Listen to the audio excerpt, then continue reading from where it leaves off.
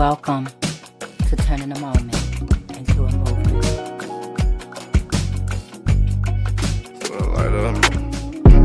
This little light of mine, I'm gon' let it shine. I'm gon' let it shine.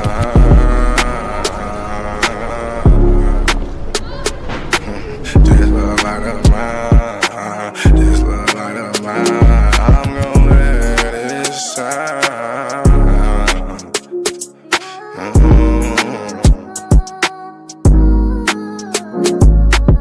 This little light of mine, I'm gon' let it shine.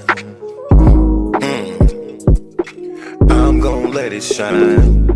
This little light of mine, I'm gon' let it shine. I'm gon' let it shine. Oh Lord, just let it shine. This light of mine, this light of mine. Oh Lord, would you please just let it shine. Take the drama out of my life. Oh Lord, every night the pain ain't right.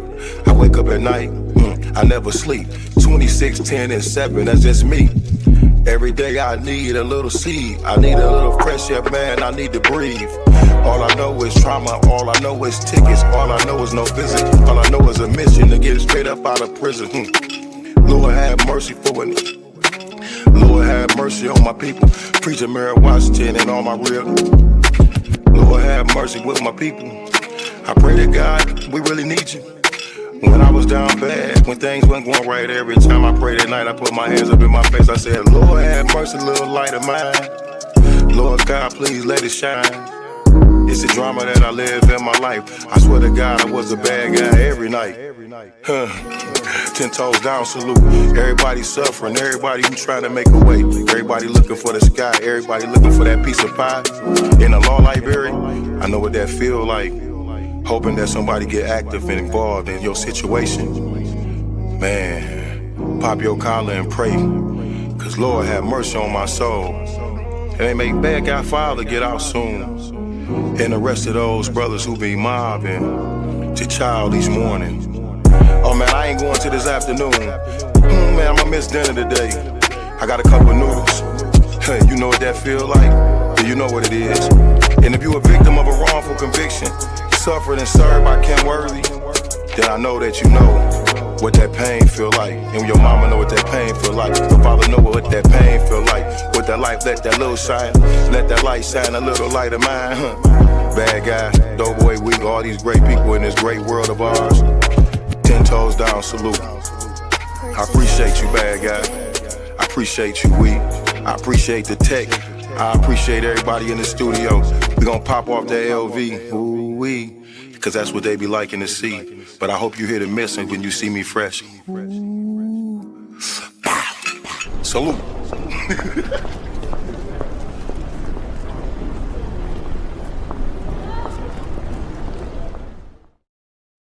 Greetings, everyone.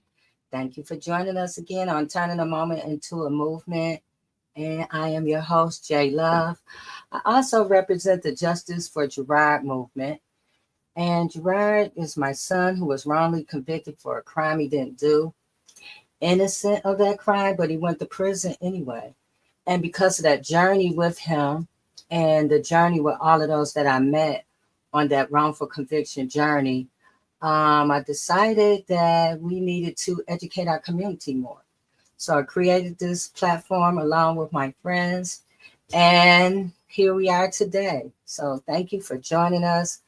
Our mission here is to bring awareness to all that are impacted from being wrongly convicted, over sentenced, mentally ill, and medically frail in our community, to inspire, organize, and educate all communities about the needs to disrupt systems, policies, and patterns of the criminal legal system that leads to wrongful convictions. So that's why we're here. Thank you for joining us. And we have an awesome conversation going on tonight. So grab you some tea or whatever and just, get comfortable. And we're going to get started. But first, I'm going to bring on the panel so they can introduce themselves, and then we're going to keep going. But I also, before we get started, want to thank say thank you to all of those that's watching on YouTube, Instagram, Facebook, of course, and all others who are going to listen to us later. We appreciate it. We appreciate you. Subscribe to our YouTube page, please, and share, share, share, share. So now that I got that out of the way, I'm going to bring on Trisha. Hey, Hey, hey, what up, though? how are you? I'm blessed, right? Not delusionally blessed, like nothing's going on, but blessed in the fact that I'm choosing the posture of no matter what's going on. I'm grateful to be here and grateful for what I am blessed with in life.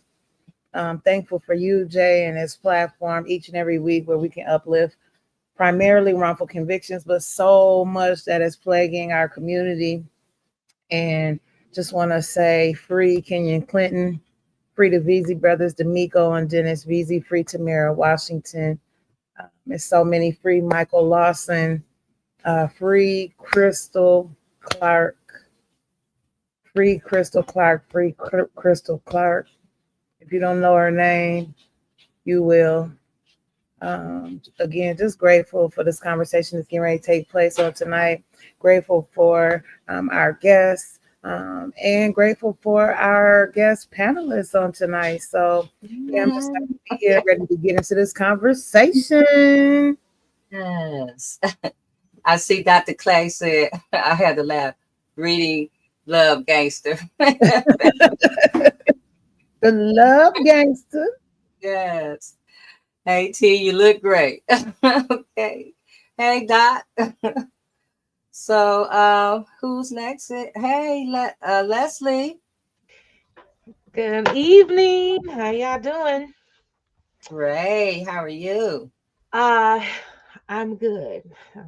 I feel I was listening to Trisha and I feel the same way. Like it's a lot coming our way, but I do feel energized and hopeful. So that we can think of new systems and tap into our creativity to make it forward. So I'm Leslie, and whew, um, I think I when I come here, I represent myself, of course, but I also represent my son and my daughter. 19 years apart, but totally, this conversation is so relevant to both of them. So my son is an artist, a creative, introvert, a perfect personality. He's just like so fun. Like you would just like crack up with him for hours. But he is also a member of the mental health committee. Thank you, Dr. Clay. He's also a member of the mental health community and currently an inmate in DOC. And so I, deal with that. And that's how I actually lucked, or I would say lucked up on um, getting connected with Jay. Um, Trisha said, "You need to speak to J Love." I was like, "Who is J Love?" So that's how it all connected. Because I had friends, I had a village, but so many people, especially even with people that have friends and family that are in the carceral state, they don't like to talk about it, Mm-hmm. and they don't want to deal with it. The first thing, before I could ask, I need help with his medical, this and that. They want, what happened? How did he end up there? Blah blah. You want to know the blah blah blah. And so, Mm-hmm. anyways, I come here representing that, and I also represent my 9-year-old daughter, who, um, this is gonna be a rough few years, and I don't want her ever to think that she's something other than what God created her for. And I don't know how they did it, but there are people that came through the Jim Crow South and still felt like they were somebody. And I think we've lost that, to not wait for somebody else to validate us. Mm-hmm. And so that's really important to me, is when I think about accountability, when I think about, liberation, all of that, I'm thinking about, first of all, like, what can I tell this little girl so that if somebody, tell her they don't like her skin color or whatever that's already coming up, that she knows that she ain't the tail, she is the head, and that, you know, all of those things, especially when we're at a place where they're trying to make Black history propaganda. Mm-hmm. So that's what I'm bringing here. Well, thank you for joining us. Um, I know you had a lot going on this evening, so I'm so glad you're here. Yeah. Well, hey, Allie. Hey, how y'all doing? Oh my Great. How God, are in the you? flesh. Hey, I see you got on here Michigan Coalition of Human Rights. yes, represent. Yes. Trisha and me, yeah. Got the Revertia. How are you? Introduce yourself. Yes, Alexandria Hughes, community activist, organizer, connector of people, cultivator of joy, student at Wayne State University, and yeah, just happy to be here. Glad to be here with y'all. Looking forward to this conversation. I know we don't get to see your face as often as we like, but we're happy you're here too. Yes, So, you absolutely. guys, we have a guest panelist tonight. Revertia is running late, but she will be here soon. So, but we're going to bring on our guest panelist who's been working with us so hard. Marcus Kelly, yay! Hey, it's a pleasure to be here. How everybody doing? Wait a minute. We I think good. me and Trisha got the same background. I was about to say, y'all at the same place. The same place, you know what I'm saying? It is what it is. Same place, liberation. That part right there. So, Marcus, introduce yourself for those who don't know you. Well, greetings, everybody. My name is Marcus Kelly. I'm the executive director of the Change Up Midnight Coalition. We chose midnight because during the Underground Railroad, the code name for Detroit was midnight, so everybody had to get to Detroit to get to freedom. So I am an organizer / advocate for the full restoration and enfranchisement of impacted communities. Wow. And I met Marcus. Wait, Marcus lived from the area, but I didn't meet him until I went to Florida for Yes. Big. I was like, okay, from Michigan. All right. So, hey, it's cool for you to be here with us. I'm so happy that you're here because you really you reached out to us like, hey, I know Crystal. How can I help? And so we're so grateful for all your knowledge. You like a walk-in law library. Spelling out cases. So I'm like, oh my God. Okay. So I'm just so happy to, know you and be acquainted with you and your work. And so I'm glad you're here with us for this conversation tonight. And I look forward to you just being on the other side in the hot box where we're talking to you about, audits, some topic. But yeah, I'm glad that you're joining us tonight. And It's a pleasure. What up, though, Mr. Clay, Dr. Clay? yeah. So tonight we're going to talk about reimagining and building systems of care, accountability, and restorative justice with our guest. I'm going to bring her on, Yana Lynn. I hope I pronounced her name right. Okay. And so we're going to bring her on, let her introduce herself, and then we're going to let you take it away, Allie. We do have a few conversations that we're going to sidebar to tonight a little bit regarding Crystal and some things that we got done today, thanks to Marcus. And, so let's bring on our guests. Hello. Hi, everyone. What My up, name is bro? Hey, I'm Yana. I'm with BLM Detroit chapter. Also been a community organizer for about 8 years now. And I operate through an organizing lens with Black Queer Feminist Lens, with the goal of dismantling all systems of oppression, and also building new systems of accountability within the city and advocating that throughout not only the city, state, nation, globally. So just trying to connect everybody together and like, let's get this train moving. Yeah, that's right. Well, thank you. Welcome. Yes, thank you for having me. I had, I know Ali sent the video, but I had a video that I want to introduce to the panel and our guests, and then we can get started with the conversation. So healing justice says it's not enough to just send one person to therapy and say like that's going to heal the community. Healing justice says we got to heal the village. So we got to have all us together. There needs to be some individual work, some collective work, and guess what? Some systemic change too. Healing justice says we need prison abolition because we can imagine a world where accountability and restoration looks different. We can create safety by having living wage, by having accessible health care, by having people taking care of their needs. Healing justice says let's imagine bigger and bolder and more loving.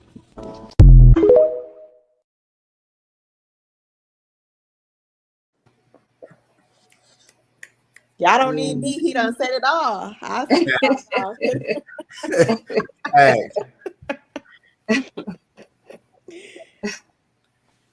Go ahead, Ali. Yeah, that was a great way to open us up.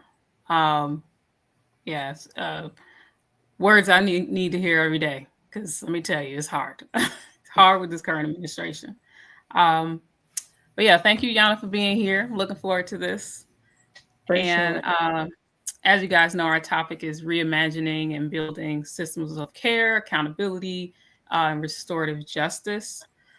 So to kick us off, I want to hear from you, Yana. What are in your based on your experience and what you do, are systems of care and accountability the same or different? And then I thought we could all discuss that together. We would go around from there. For sure. I'm not sure if you meant is like care and accountability the same thing, or is it different, or you meant like is it like how? Yeah, the same, different. How do they work together? Yeah, I think that they definitely work together. I feel like to be held accountable by people that care about you means more versus somebody who doesn't know your background or anything about you. I think a system of accountability is you have to check in on people. You have to constantly, have that relationship to say, hey, let's check in. What work have you been doing? I know, this incident happened. What are you doing? What have you done? Or really not even what are you doing, but what can we do to like help you be a better member, not like a better member of society, but yeah, in a way of how can you unlearn, or, do you see what you did was wrong? And so I think that does take a lot of care. And it's a relationship, having that relationship already built with that person who has done that harm. And so I think that those definitely go hand in hand. Yeah, I guess I would say for me, I agree. I feel like we don't see enough of the care part in our quote unquote accountability system we have. And a lot of people tend to replicate it in their personal life, the system we do have. And yeah, it's just a big need to lean more into the care part. And it's overdue. Yeah. I think we're so used to throwing people away.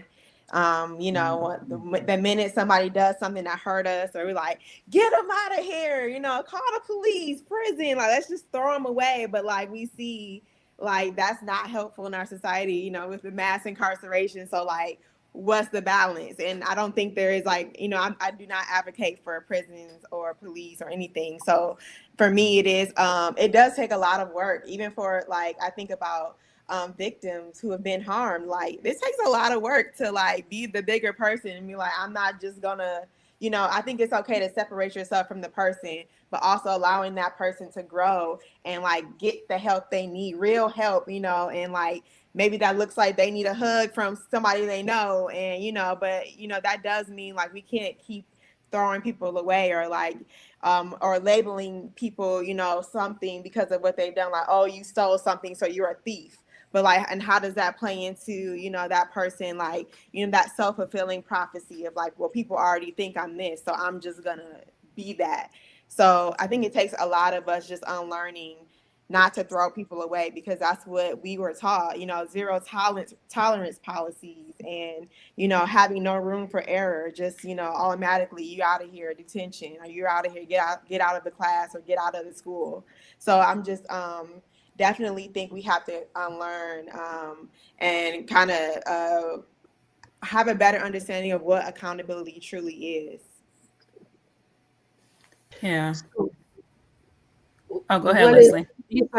you said having a better understanding of what accountability truly is. So in your description, what is accountability? Accountability is a process. It's something that if some, when an event happened, when there's harm that was done, you know, there's a process that you have to do as a person who has done the harm to figure out, okay, how did we get here? And it's I think it goes back to understanding, you know, those traumas. Usually, like we do stuff because of either trauma or just lack of knowledge. And so it is a process to either unlearn something. So if you are used to, you know, this is how I was taught, so let's unlearn that, and like let's go through that process. Let's go through group therapy. Let's go through, you know, a conversation of, you know, why is this like this, and like having that better understanding of how you hurt somebody. And it's constantly checking in and also being transparent about what work you have done. It's not just, hey y'all, I'm healed. Like, no, I want to know what you did, how long, you know. I want to see the therapy notes. You know, I want to see the work that you've been doing to get you to this place. And so it's definitely a process, and it takes communities to really like hold people to that process. Like, not just like, oh, let me leave. Oh, this is too hard. I'd rather just go. It's easier to just go back and do what I was doing before. So I definitely think you know, I think people think of it as just like be accountable, but really it is a process. So I think like what is really true accountability? So, and when we're talking about holding people accountable, I think we have to, as a community, have the guidelines as what will true accountability look like. You know, we say that accountability, but what is it really to us? What is it really to the community? And how do we set these standards for, you know, the process for healing? I think as we reimagine and claim these systems, we have to really understand what it is that we're looking for on our journey to transformation and healing. Marcus? I think determining and deciding what that accountability looks like will take a community and have like a community agreement. Accountability for me means that I have to be able to hold myself to a certain, first I got to see the God in everyone, right? And if I come from a place of dignity and humanity and love and compassion, then I would have to try to, you know what I'm saying, treat other people like that, so you can teach them how to love you in return.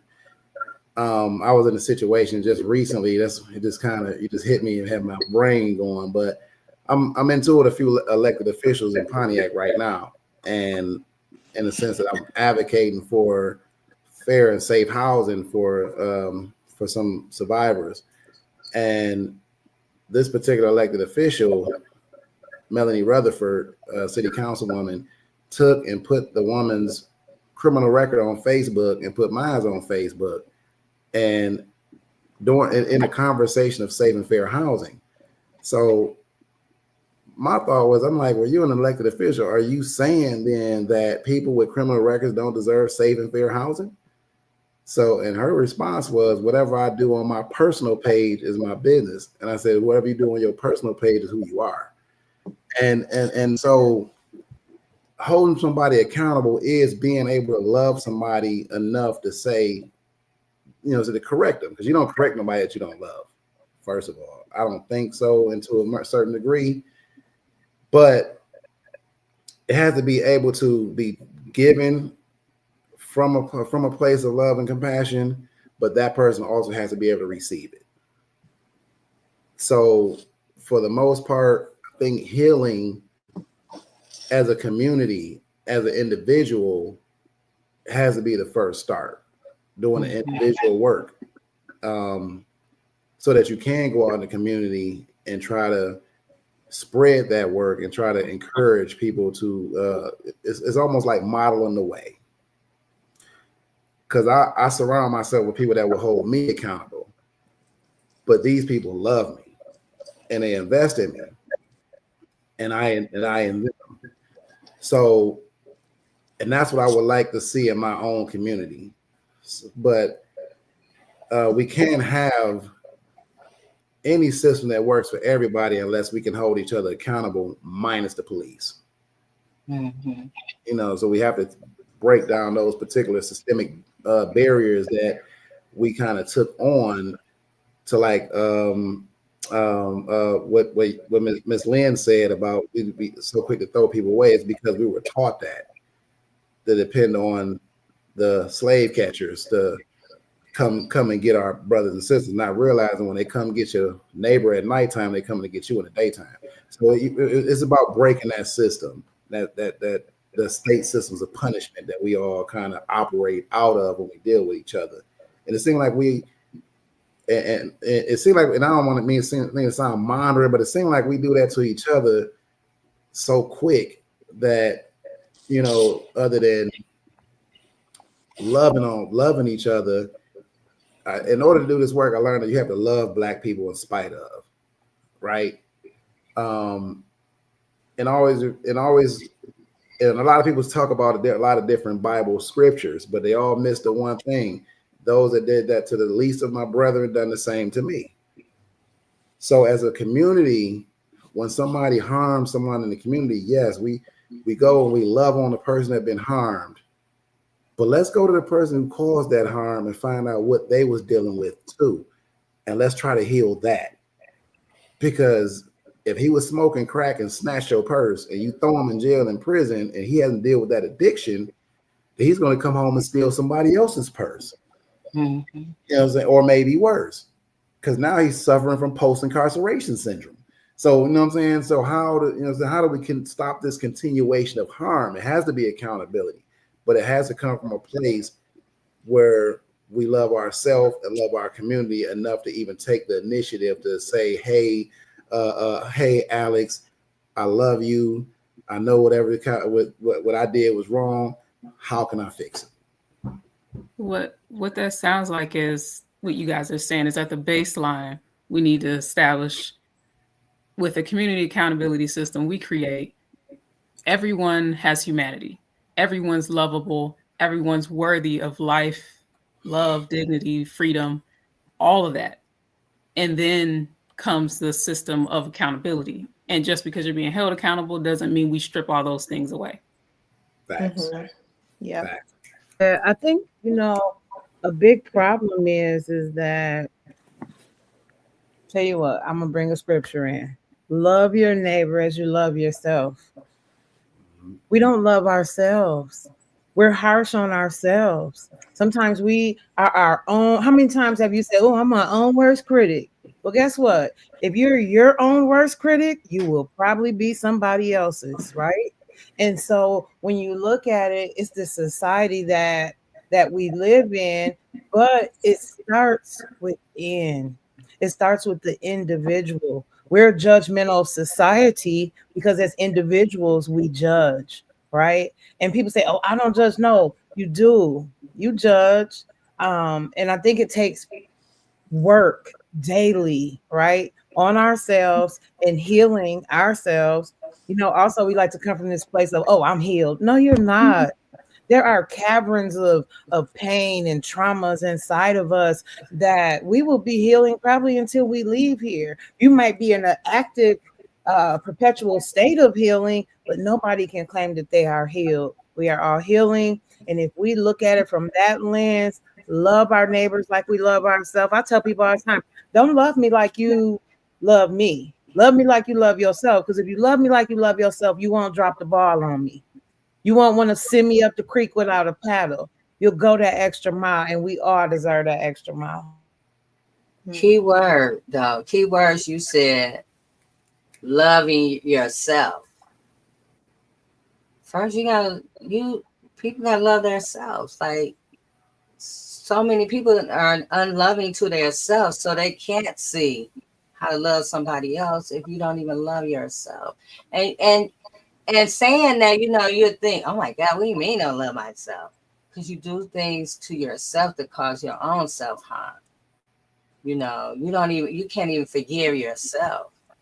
So go ahead, Allie. I just wanted to piggyback off of that too. I think a lot of times we say like, oh, how can the reason why the society is like that because we don't love ourselves. But I want to combat that and say we were born into this. Like we were born into like this hate. We were born into like, we grown like this wasn't innate. This isn't innate. This isn't normal. We're born into these systems of, oh, you have to assimilate, you have to act a certain way in front of these white folks, or these kind of ideas are poured into us at birth. And so I do want to like make that clear of like, yeah, this is a systemic issue. This isn't okay. Like I feel like in a society where there are no oppressive systems, that we would have way less crime and way less harm, and it just wouldn't be this bad. And so I wanted to uplift that, to always like point to the system that has done this. Always point that finger. Yeah, and I'm glad you brought that up. I preached a message one time, and it's not my fault, but it's my responsibility. I tell people all the time, I don't give a damn how we got here, but we can't stay here. Okay. So, yes, name the system. We understand that whatever the hell it is that got us in this position, we got to clean it up. We got to learn how to love each other. We got to denounce the hatred that they taught us. One thing about us as Black folks, that love is at the core of our soul. That cannot be denied, because that is who we are as a people. So what we've got to do is denounce these systems and go back to the original man and woman that we are, because the love is already there. We just got to get to it. But thank you, sis, for uplifting. Mm-hmm. Yes, it's like it's a lot of layers, right? It's practicing. It's like we have to detox ourselves from this system, because the system is sick. So detoxing ourselves, and while we detox, we are healing ourselves at the same time. And then also remembering, healing cannot happen without justice. If it was just healing that we needed to do, it would have been in the DSM long time ago, and they would have been making money off of it. And that's what we don't want, because they already make money off of our trauma. So moving to our next question. I was going to say politically. Sorry. What will it take for restorative justice and healing to become the norm in politics? I think I like to use transformative justice, because restorative and transformative are two different, but I think we do need restorative to lead us to transformative, like I agree. Can you explain your understanding of both? Yes. So what I understand in restorative justice is working within these oppressive systems. So saying like, yes, we will always have police and prisons, but how can we still practice healing justice, or how can we still have systems of accountability, and how can we still, be less punitive in a system that is punitive, or that centers punishment. And so that's kind of restorative justice. But I think of it as like taking some of that power away from those systems of oppression, and giving more power to resources for us to build transformative justice. So basically to basically dismantle prisons, police and prisons, and actually build something new that actually is true justice, gives us true freedom, and we're self-determined to define what that is for ourselves within our community. So that's kind of how I see them as different. I didn't want to uplift that. As an abolitionist, I couldn't just let that go. You're good. Yeah, I wasn't saying one. I wasn't saying one or the other. Like I hear them used interchangeably, if I'm being honest. But for me, it's transform the system, and then we can restore. But to be able to restore, we got to transform first. Yeah. So. But I wanted to say, to answer the question, 2020 was a great year for abolition, for transformative justice. That was on the topic of conversation with the elections and just everything with the all the murders and things like that. Like, people who were saying defund police. Like, I've never heard that really like be so loud within politics, and like people are actually having these topics, discussing these topics, and like Donald Trump is making these commercials about, oh no, this is what will happen if we don't have police. Like, this is amazing. Like, this is the topic of conversation. It was lovely to see. And I feel like we as abolitionists, as activists, I think we need to do a lot more to come together and like really promote this, because the only way it'll be in politics is if the people, when we are demanding this to be a topic. We got the mayoral election coming up. That's pretty big for us, and city council seats are up. And so thinking about how can we bring defunding police at the city level of Detroit, like, it's time for us to show out. This is our time. This should be a topic of conversation during the mayoral debate. So I definitely would love to work with y'all and get other folks together, and like, let's make this a movement before November. Let's get this like to the people that are making decisions, that will be making all the decisions, and let's like really fight for, this is what Detroiters need. This is what we want. This is what we define as true justice, as freedom, especially with this president who is looking to strip us of our rights and our freedom, and instate more state violence in our community. So we need somebody to fight for us and protect us. And so, yeah, we gotta show out, y'all. I agree, because whoever is elected mayor of Detroit picks out the police chief. And so we really need to be like having these conversations with them to look at what kind of a police environment that you're going to bring to the city. Now, we already been dealing with wrongful convictions, and Wayne County is like on top 10, right? And so we demanding change, as as we look forward to the governor's race.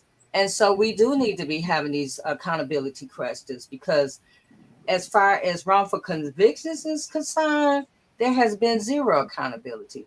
Yes, people have been brought home. Yes, people have been exonerated, but nobody has been held accountable. And time is, they're still operating like it's normal. And so I agree with you that these conversations need to be addressed with these people that's running for mayor and city council seats, because we don't need any more rubber stampers that's always rubber stamping everything that they do down there at the including the police, commissioners. Yeah. All of that rubber stamping that they've been doing. We need people that's really going to be about the people. And so this is our time to shine. because if we don't, then we're going to be in the same place having the same conversation 4 years from now. Go ahead, Marcus. I appreciate the uplift and transformative justice, because I too am an abolitionist, and I look forward to imagining a world without state systems of punishment. I think for me, I believe that one of the first things we do, and we talking about from a political standpoint, is first we have to remove slavery and involuntary servitude out of Michigan's Constitution.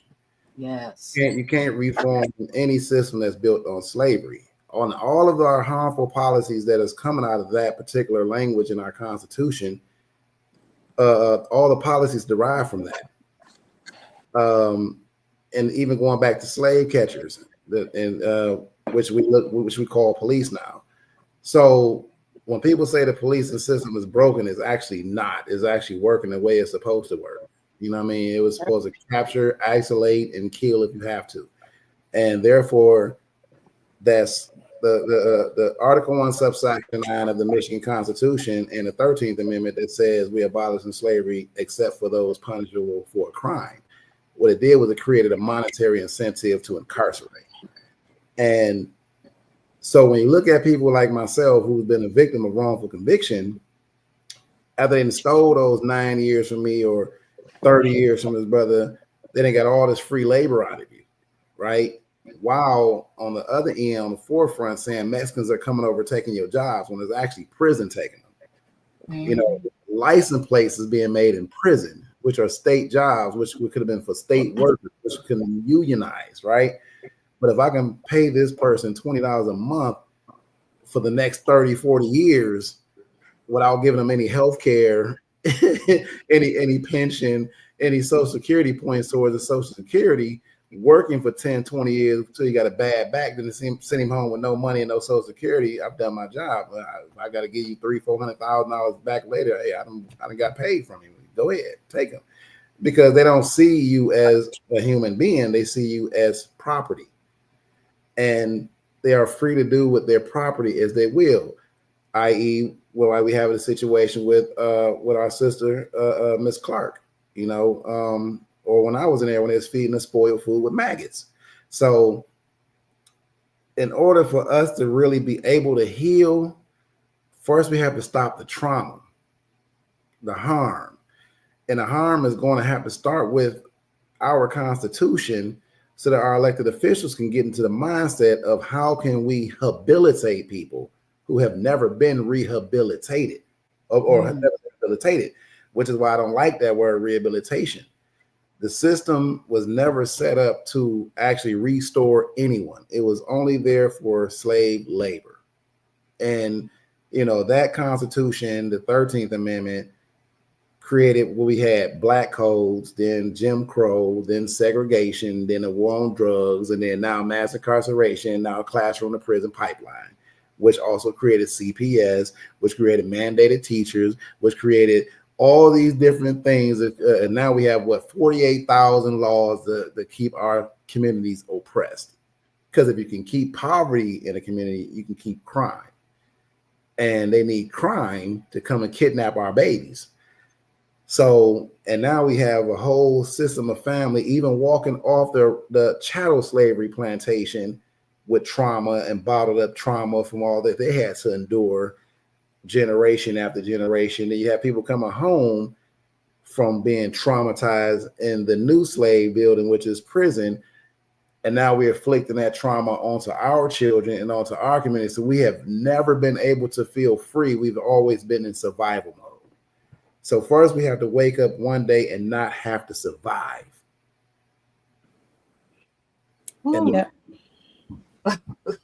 I feel like once people realize, like when we say all systems of oppression, we mean CPS, we mean the judges, we mean the prosecutor, we mean the school system. Like it's all connected. Once people realize that, it's like, yeah, it's real. We for real. Yeah, they spy on our communities. They pounce on our children.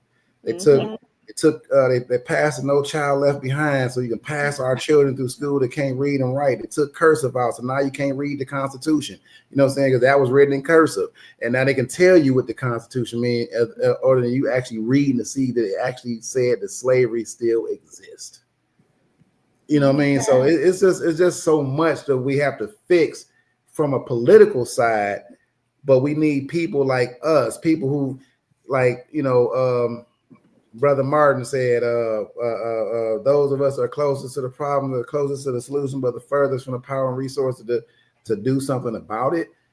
We need people who are actually closer to these issues from our communities that actually go and advocate for us. We need lobbyists that lobby for us. You know what I mean?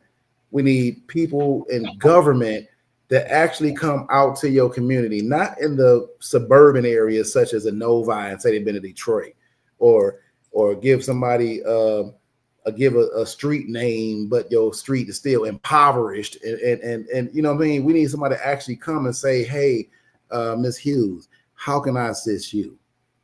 You know what I'm saying? And most people use that word, we're going to meet people where they at, because it sounds so sexy, but what does that really mean for you? And do they really do it? Yeah. You know what I mean? You advocating for who? For me? Because when you tell somebody to pick themselves up by the bootstraps, I ain't never had boots. So where the straps at?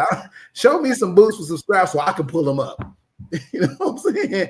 And so that's First you got to be able to afford some boots. Some people can't even afford boots. So we have to think about that when we talk about coming from a place of healing, because most of my people who I advocate for, such as 103 victims of unsafe housing in Pontiac, they still surviving. Crystal Clark is still surviving. So how do you tell somebody like that to pick yourself up by the bootstraps? Go ahead, Reverend. This is so rich. And listen, I apologize for my tardiness. My technical stuff was just going all over the place today. Needed some help. But listen, after I came in and came out, it got right. So I just want to say that this is such a rich and very important conversation, so that we don't, and I think I can honestly say that, believe that we are not the generation to repeat. We're not that generation to repeat what we've been through. You know, they keep saying history repeats itself, but I think historically things are changing in a way so that we don't repeat ourselves. I believe that this is, I know, it's like, how can you say that with all this crap that's going on right now? And I say that because of the people who are in the right now. I say that because that now we have people, I believe, who see, because let's take a look at some things that are done differently that haven't been done before. Let's take a look right now. Who's protesting all over the country? I'll just ask this question. Have you heard about any rubber bullets going through the crowds? Have you heard about any dogs going to the crowds and attacking the people? Have you heard about any SWAT teams and National Guards coming for those who are protesting? I'll wait. Has anybody heard about it?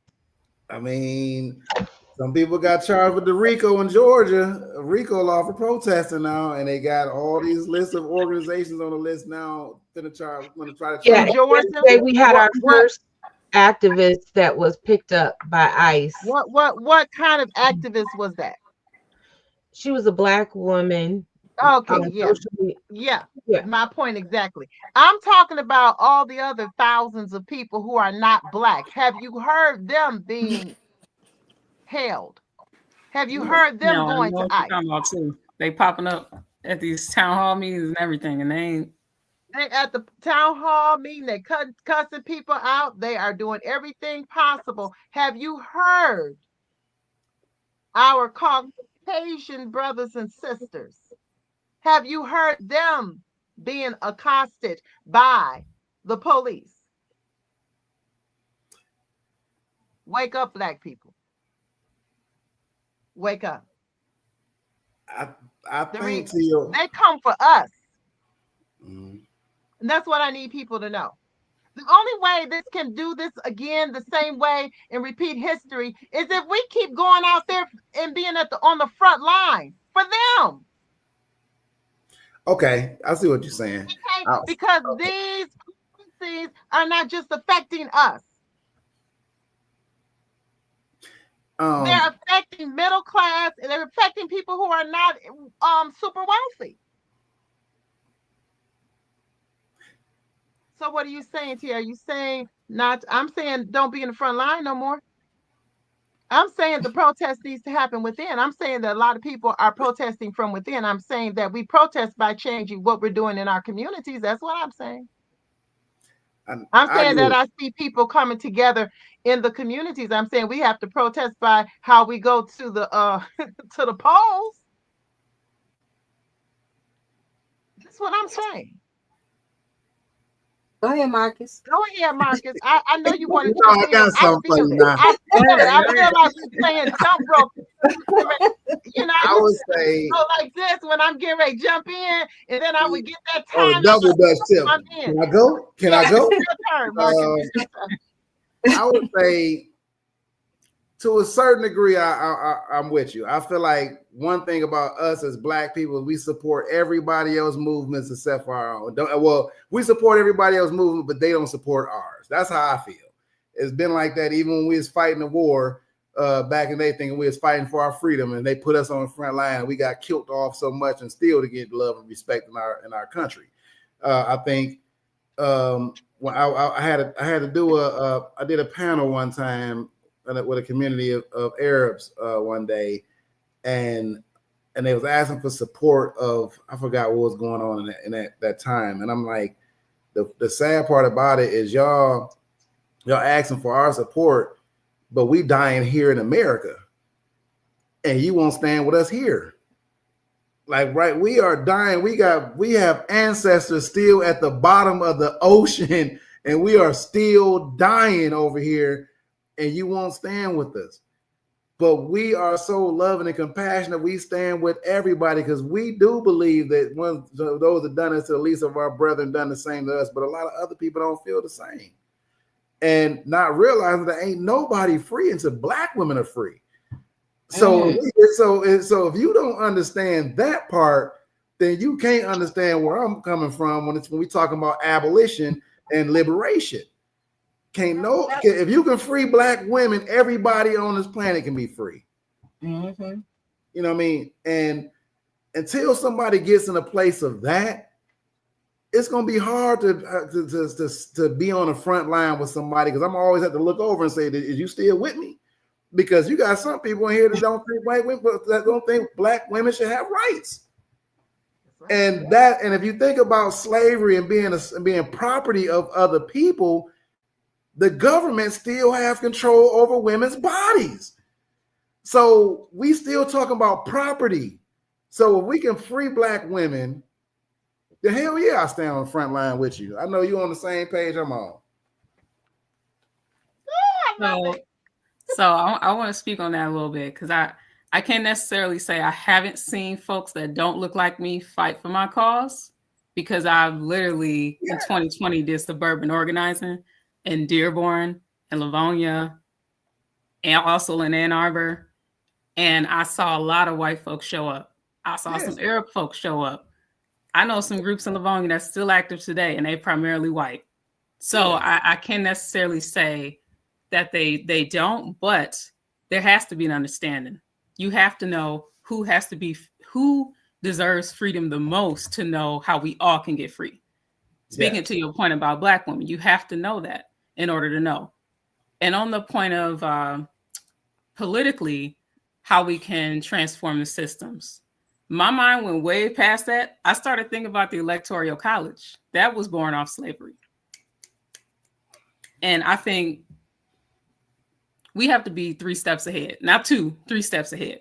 Because when we're looking at the 13th Amendment in the state, they're looking at how they can maintain it locally, maintain slavery locally. How can they continue to do that through the laws? And they have in some of these states. Alabama, for one, I think they removed the slavery loophole and they still doing a lot of the same things. So I say all that to say we have to be 3 steps ahead, whether it's the Electoral College, whether it's making ranked choice voting happening on a federal level, so we have a more even playing field. We have to just be thinking that way in order to win. Go ahead, Trisha.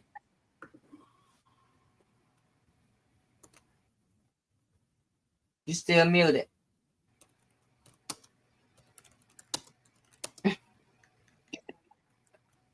Okay. Oh, we lost Trisha. We lost Trisha. She'll be back. Go ahead, Leslie. I'm okay. I just wanted to upload. Well, while Go she ahead, Yana. until she comes back, I'll talk until she comes back. I'll say her. Okay. But I wanted to uplift something that JF Clay said in the chat. Communication moves the needle of political climates, and I wanted to say back to the question of how can we make this more what will it take for a restorative justice or transformative justice to be the norm in politics?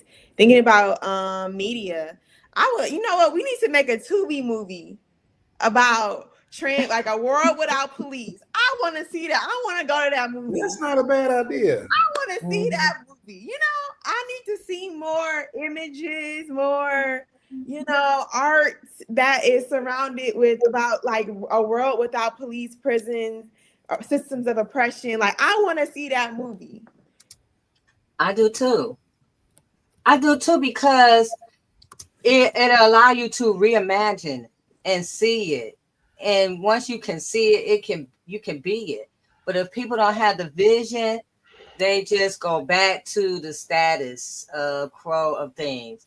But I'm with you. If we have capitalism and no police, we in the same boat. We'll be in Wild Wild West. Oh yeah, that's what they say. Yeah, that's what they want us to believe. Right. I believe if we had, honestly, if we got to a space where people are paid living wages,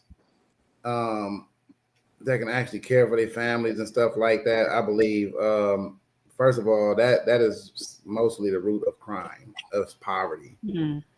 And if we can get to a space like when Martin Luther King built the poor man's movement, where white people who was poor, black people was poor, we all moved together because we knew we was in the same boat, I think that's possible.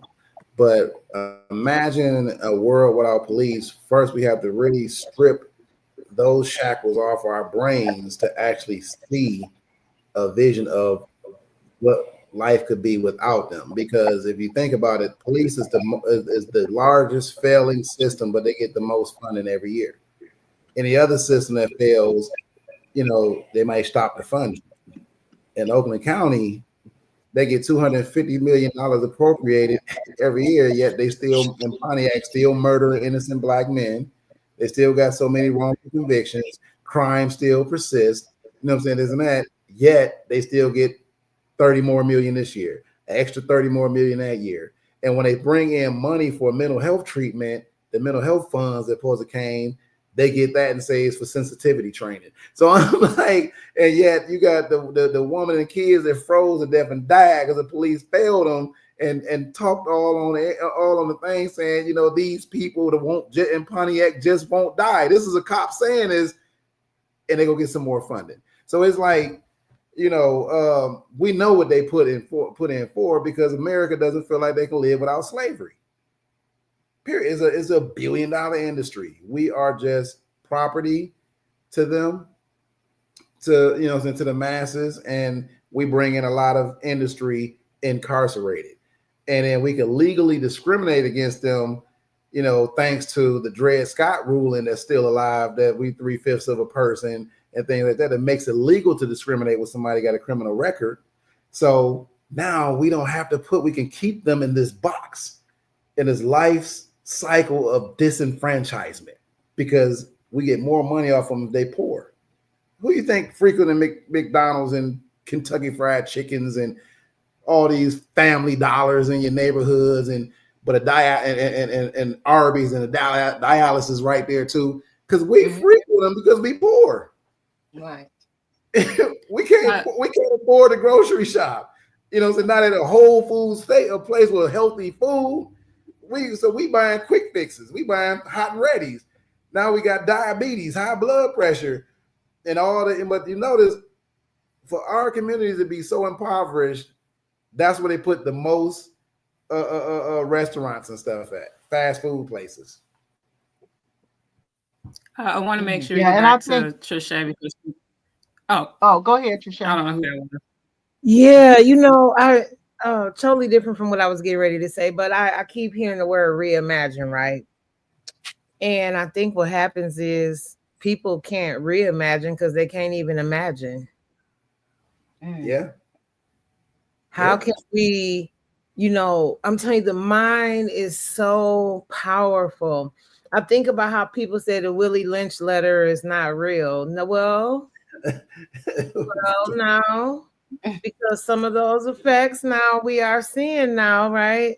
And so I think how do we adjust our minds as a community, right? Because there's individual thought process, then there's the collective. And so it's so hard for us to get to the collective mindset because individually our minds are messed up. We can't imagine, we can't reimagine, we don't have hope, we don't understand our full power. And that was by design. That was by design. And so when you think about some of these lessons that need to be taught, because all transparency, I used to say, reimagine what? And y'all reimagine, right? But it was because in my mind, right, at that time, I couldn't see it. And I think Jay said it earlier, you can't be something that you don't see. Oh, wow.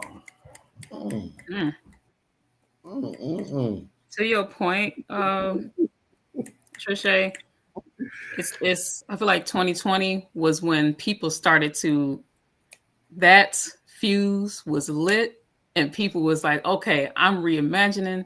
They started looking into that new world. They felt betrayed. They felt disrespected. Defund the police. And that's what came out of it. People started, and then abolish. The voices got louder. And I think there needs to be more of that. There needs to be more of that motion. And then also, I know sometimes what feels foreign can feel, people get a sense of fear around that if it's unknown. What they don't know, what they aren't used to is bad. It's something I've commonly heard from people when you bring up abolition and it's new to them. Or so I think with that, like, it just takes looking at the facts. We look at what they call quote unquote crime, which I mean is a lot of things. This is why I say quote unquote. It's not a bunch of people who are raping people and pedophiles. That's not the big majority of people. Actually, who's locked up behind bars the most is those impoverished, those from poor communities, those who got pulled over, has a lot of tickets, like stuff that's not, the majority is not the folks that we are really that we are really scared of. It's not that. Then you look at crime levels, how severely they have gone down over the years. But then look at how much police funding has increased over the years. It continues to increase yearly. You have to question, why do we even have police if the real problem is poverty? They're just locking poor people up. So who are they afraid of? We're not afraid of that. We just want to be safe. Right. They're locking up poor people and they're making profits off of them. So once the poor people get locked up, guess who's paying for all those phone calls? Guess who's paying for all those secure packs? Guess who's paying? And so, and that cycles continue. You think it doesn't get better because what they say, crime pays. Yeah, it pay. It pay everybody but you. It pay the vendors. It pays the warden. It pays all these people in these positions. Everybody but you get paid. You know what you get? More time. And I wanted to piggyback off of something else. You guys were talking about 2020. When people were protesting and everything, what happened to the voices? Well, they started beating them to death. The police was around beating everybody down to the ground. And people had to either file lawsuits or whatever, and that's what kind of probably deadened some of the rah, because everybody was getting beat all over the place.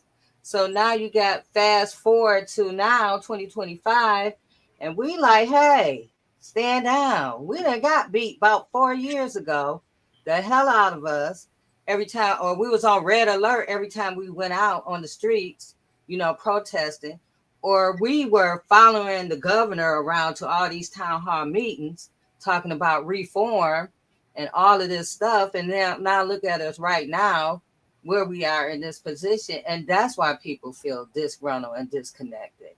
So this is what happened. And so we had to, again, when we're saying reimagine, we had to see a different way, I guess, like what Reverend Tia was talking about, but also see what we can do better, reimagine or imagine a world without all of this and try to create it. What do we need to create these spaces? Who do we need to create these spaces? When I look at Fred Hampton and all the things that they built in the community, they have free lunch programs, they had food, they fed the community, they had their own clinics, and it was, not just Black people, but it was all the people who were poor, the people who believed in this movement of freedom. And that's what we did it before. We had the blueprint before. We just had to go back and pick it back up and recreate it, because we didn't have all these DEI programs and all this stuff that they're talking about now. That wasn't the truth in those times. So all we had to do is figure out how to come together to recreate what was already here, given to us before they took it away, and then move forward. And then we won't have to worry about all this stuff. We would be like just sitting back, like whatever. Y'all could do whatever we want, because we got our own house, our own clinics. We got our own ways of getting food. We got, we do have these things that we can do. It's not all gloom and doom. We just have to remember who we are. Through all of the through all the crazy stuff, we got to remember. It's like, go back. Remember. Reimagine and recreate. When you think about it,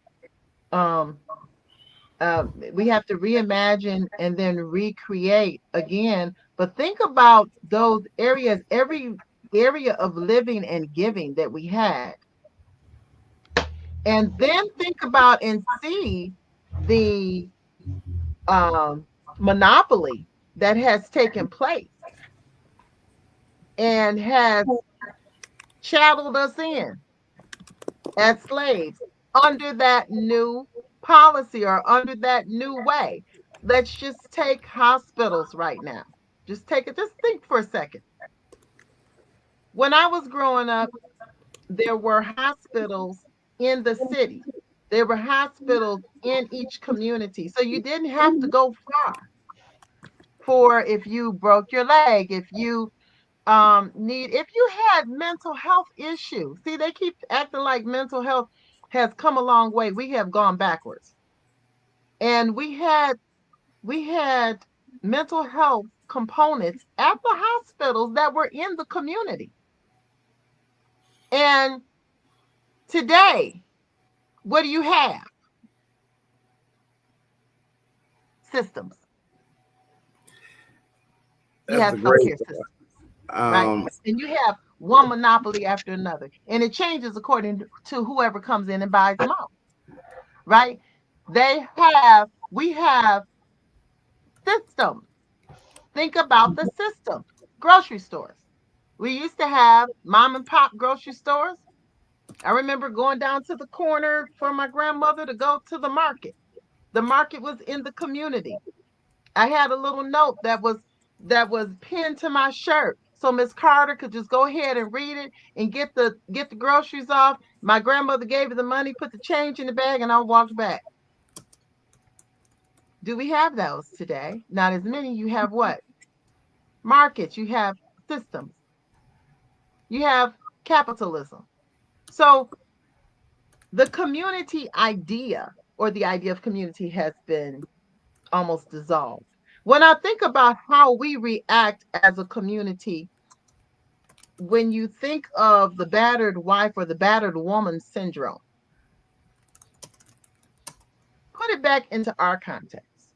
There are four things that make kind of create the thought pattern behind the battered person syndrome. They think the abuse is their fault. That's the first thing. How many times have you seen where African Americans, young people, the children, think they're already guilty before they've done anything? They grow up thinking that, oh, I'm already at fault because I'm Black. The other thing, they hide the abuse from friends and family. We don't always talk about the things that are done. Some of us have been so used to it, we just expect it. They fear for their life or the lives of their children. We have been abused. I was talking to children today, and the question was, what is your greatest fear? It's sad when the African American young boy who's in the 8th grade says, my greatest fear is to be beat up by the police. Beat up by the police. That's a legitimate fear. Why is that a legitimate fear today? And then the last thing that happens when you are in an abusive relationship is you believe that the abuser is all knowing and can see every movement. So what do? They keep going back to the oppressor. And so what do? We keep going back to believe that the oppressor somehow, some way is going to change. And they're going to treat us right. We have been abused. Now what do? Our healing, like you all have already said over and over again, is going to be up to us. It's going to be up to us getting with our community and healing and recognizing what has been done. And then, what did we allow? What have we allowed because of money, because of fame? What have we allowed? Go ahead, Leslie. No, thank you. Yeah, we have allowed a lot. And so what I wanted to say is actually in tandem with what you're talking about is the individualism. So I was looking at the kind of timetable, and so we had a few people mention Floyd in that situation, how everybody was tuned in, and there were conversations happening in May of 2020. But it's not just that those things died out naturally. They didn't die a natural death. They were suffocated by people becoming comfortable. The old folks used to say, sometimes we get too comfortable to be critical. And so in that time, what was happening was we got Sarah funding. So wasn't nobody getting thrown out no more. We got STEMI checks. We got PPP loans. I got folks still trying to figure out how to unfraud themselves from They're trying to got me a PPP loan. Right? I missed the chance. money was flowing through the neighborhoods, okay? So and so what's interesting about that is the ACLU put out a statement just like 2 months before Floyd about taking all the different movements about reparations and moving them together and talk about reparations.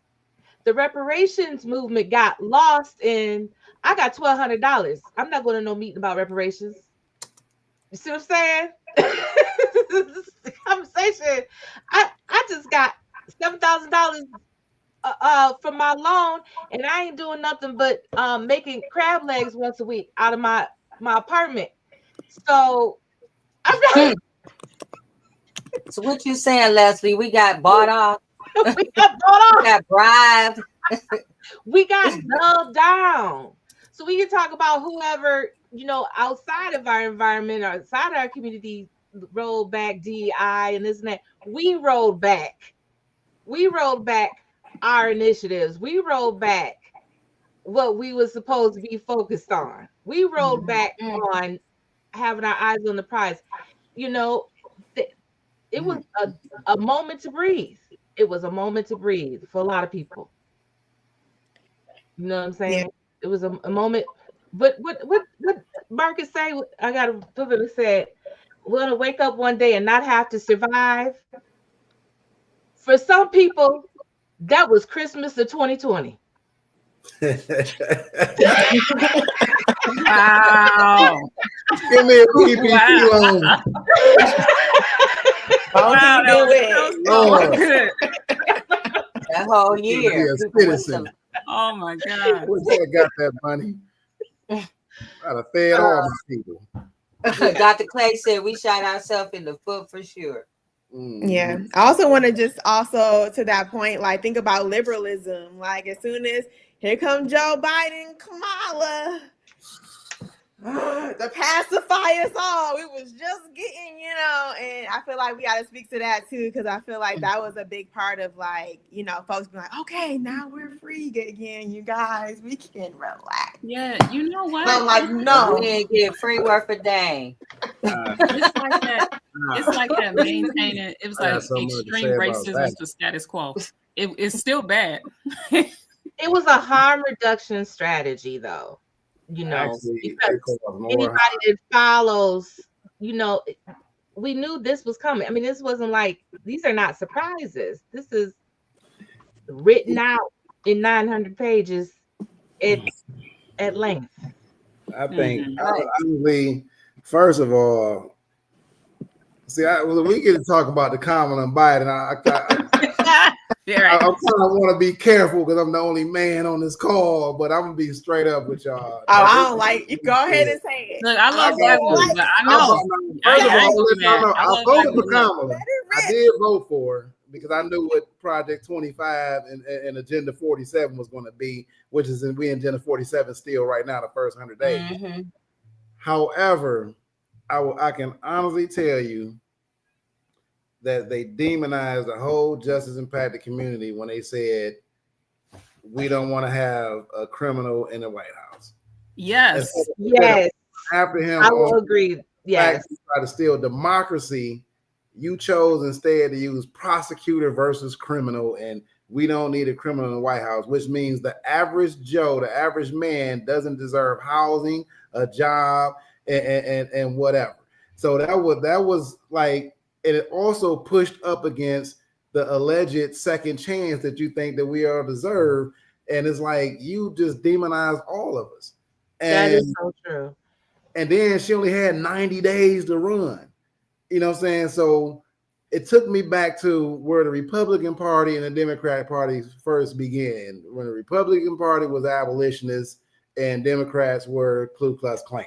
So when you go all the way back to that, and I'm going to tell you, I grew up a Democrat. But once I started understanding my history, I look at the leadership. See, we lost everywhere because leadership, they don't, for one thing, we see what Trump and them doing is disgusting, to say the least.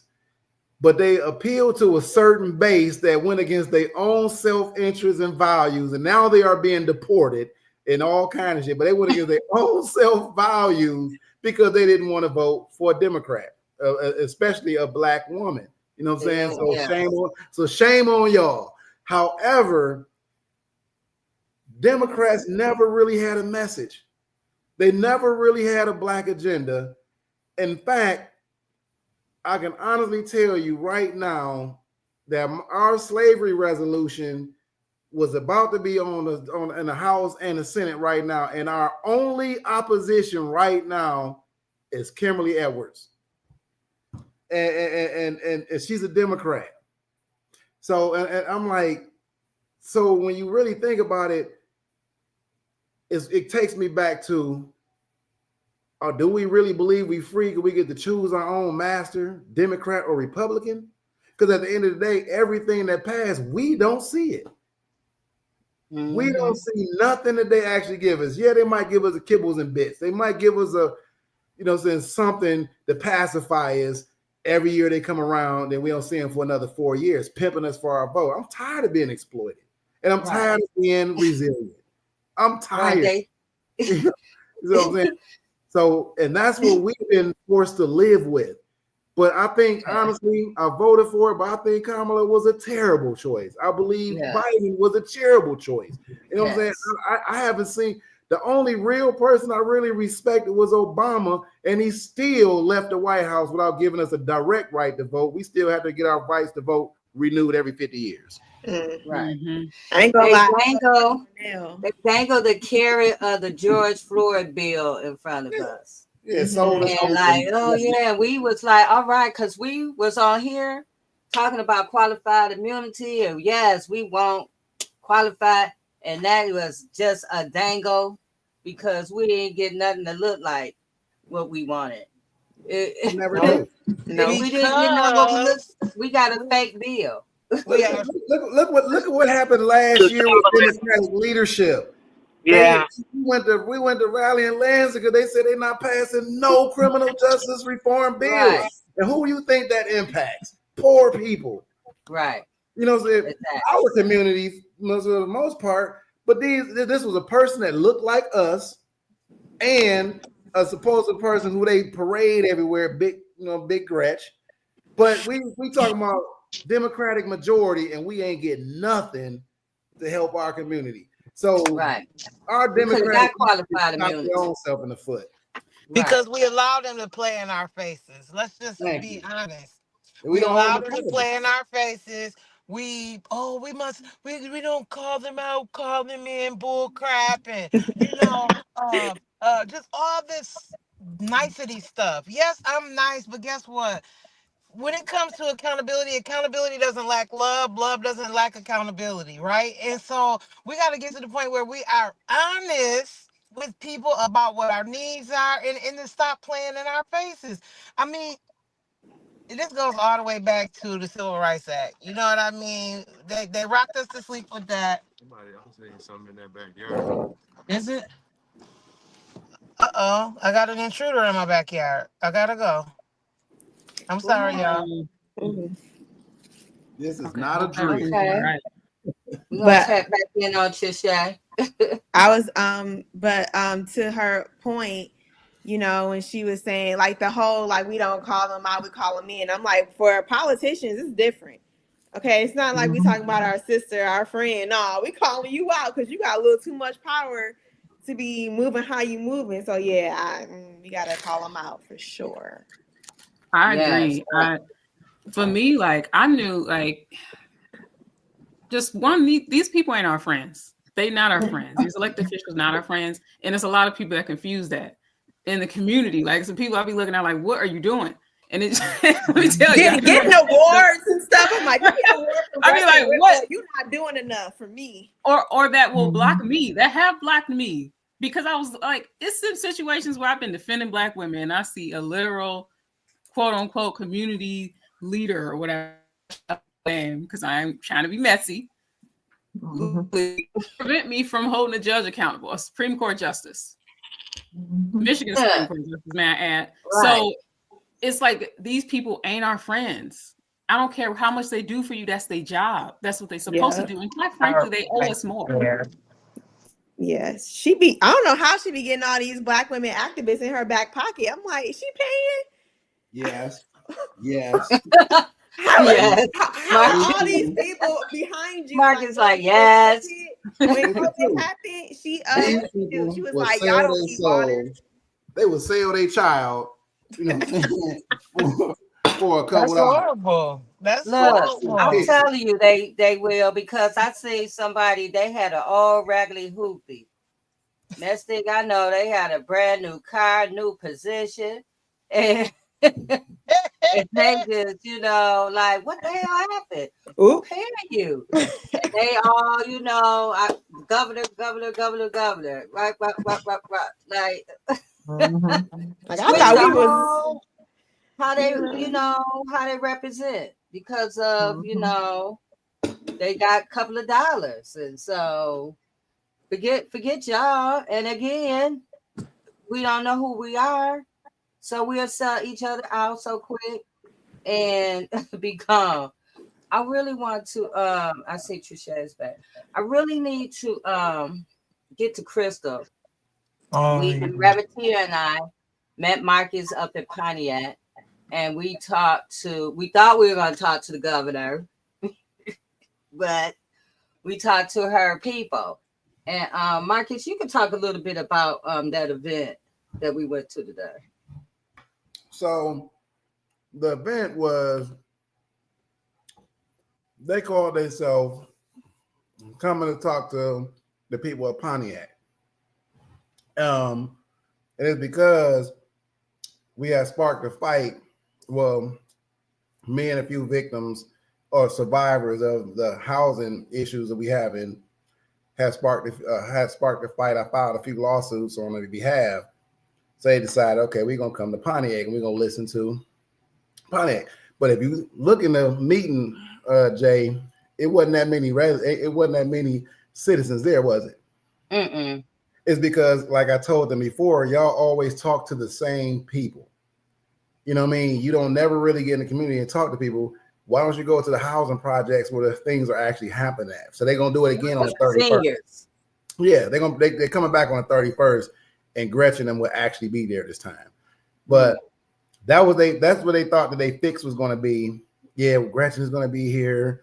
And the RSVP'd me and everything. I'm like, okay, cool. And we get there, she sent a representative, which was okay because we was able to get the Crystal stuff to her. Jeremy Moss was there, so I was able to talk about not only the slavery bill, but also the different barriers and, you know, death threats that I've been receiving as a result of advocating for people for safe and fair housing. Because I don't know if y'all are aware of this or not, but my organization is the only social justice organization in Pontiac. Everybody else is just about voting.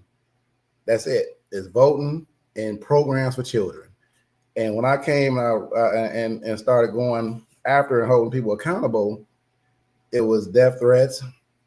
It was, look at this criminal record. It was all kind of issues that had nothing to do with the housing. It had nothing to do with people that's just as impacted. And like I told them, if you're going to get my vote, then you have to see humanity in me and everybody else that look like me, not just a chosen few, because we are tired of being resilient. But that's what they came down there for. And I thought it would be a good idea for you to come show your face and show that, you know, saying Crystal Clark actually have people advocating for her too, because we don't have anybody in our community that would do that for her. So that's, and it's a pay. The Pontiac is filled with so much corruption from our elected officials. I'm talking about from the executive director of housing to the code enforcement to the, you know what I'm saying, the people at the city council. Everybody who you would complain to would only come back and harass, threaten, and or evict you, or in my case, threats.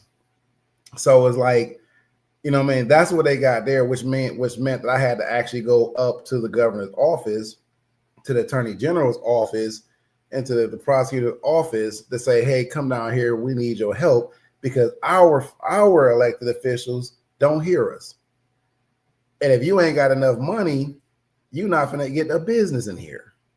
And if you ain't, and I hate to say it, you know what I mean, but I got to keep it funky with y'all because this is one of the solicits that I got. If I don't have sex with you, then we can't get any support over here. These things really happen in Pontiac, and you would think that Pontiac is smack dead in the middle of the richest county in the United States, the fourth. But we are the poorest in the county, with a median income of, I think it's 32,000. I think our teachers make about 37, maybe, you know what I'm saying, about 75 cents over the poverty level. So they can't get food stamps. But either way it go, that is what brought them to the Pontiac community now, and they coming back on the 31st. I want to let everybody know that that they will actually be there. So if y'all have any questions or anything that y'all want to advance, I think you should be there, because again, I am the only, me, Catrice, and a couple of others are the only social justice advocates in Pontiac, and that's a shame. Marcus, tell me, what is the that's astounding, those statistics. But I want to know, as far as we are concerned, and some of the issues that you've been dealing with in Pontiac, how much of this harassment and negative negotiations have been with people of your own culture, your own race? All of it. That's what I wanted people to know. Mm-hmm. All of it. I've been, and I'm going to tell you, and it is going to, you look up Alicia Jones versus Amaya Taylor. It just kind of lays it all out. What I did originally is I went to Amaya Taylor of the Housing Commission. Hey, brother, we have, at this time, it was about 13 young Black mothers living with no heat, no running water, mold throughout the winter. And I'm like, Amaya, listen, man, you the executive director of housing. This is what's going on under your watch. You know what I'm saying? What can we do to fix it? And you know, he looked me up and down like I was a peasant, and was like, and I quote his words, "This nigga," and turned around and walked off. So I said, okay. I said, you know what? I'm gonna go to Melanie Rutherford, who is not only a city councilwoman, but she's the vice president of the Housing Commission. So I say, of board. So I went to her, and you know, solicitations happened, and I told her my integrity ain't for sale. And so I said, you know what, I'm gonna try to go to work at the code enforcement. Maybe I can utilize the tools, because code enforcement, we pay for them to make sure there's no longer slumlords. So I went to work there. Melanie went basically and told them not to hire him.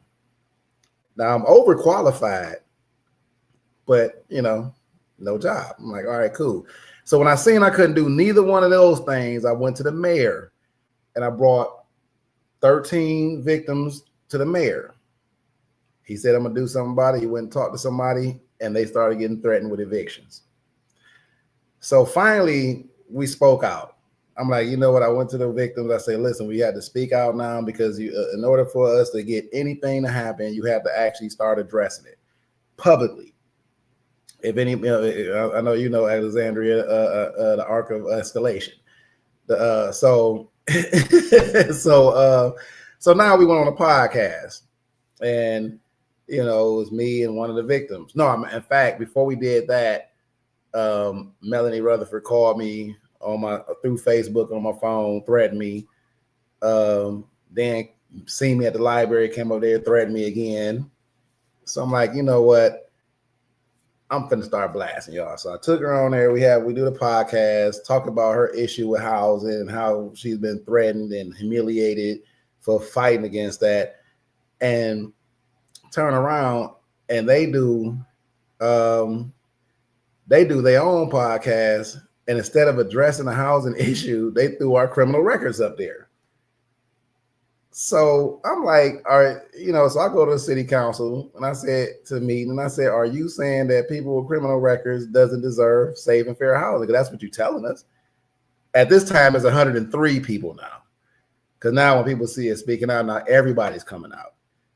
Then we just had a fire at one of the HUD houses with no smoke alarms. So now they're coming out. So it was just like, you know what I'm saying? It just started something small that could have been remedied to some larger. And I know y'all heard about the woman in Pontiac abandoning her children and things like that. But I'm going to tell y'all something. Had code enforcement done their job, those kids wouldn't have suffered. We pay for code enforcement. That particular condo that they were living in wasn't even registered, hadn't even been registered for 8 years. So that is the kind of thing you deal with in Pontiac, and people don't really speak out against injustice in Pontiac because we get beat up by the police and we get sicked on them by our own people that's elected. I got this right here from a black cop. I just have one follow-up question before you go to your video, Jay.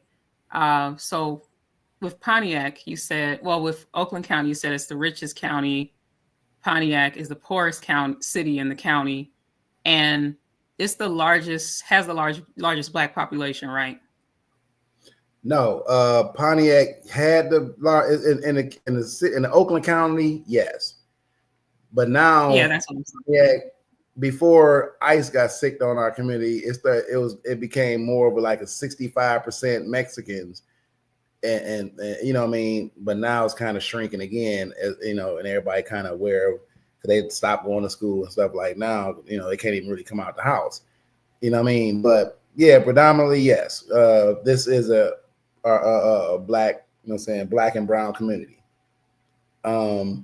So that, it would be the poorest at this point because it's a black and brown community. But yeah, and it's impossible because if you look at a donut and the donut is round and the center of that donut is Pontiac.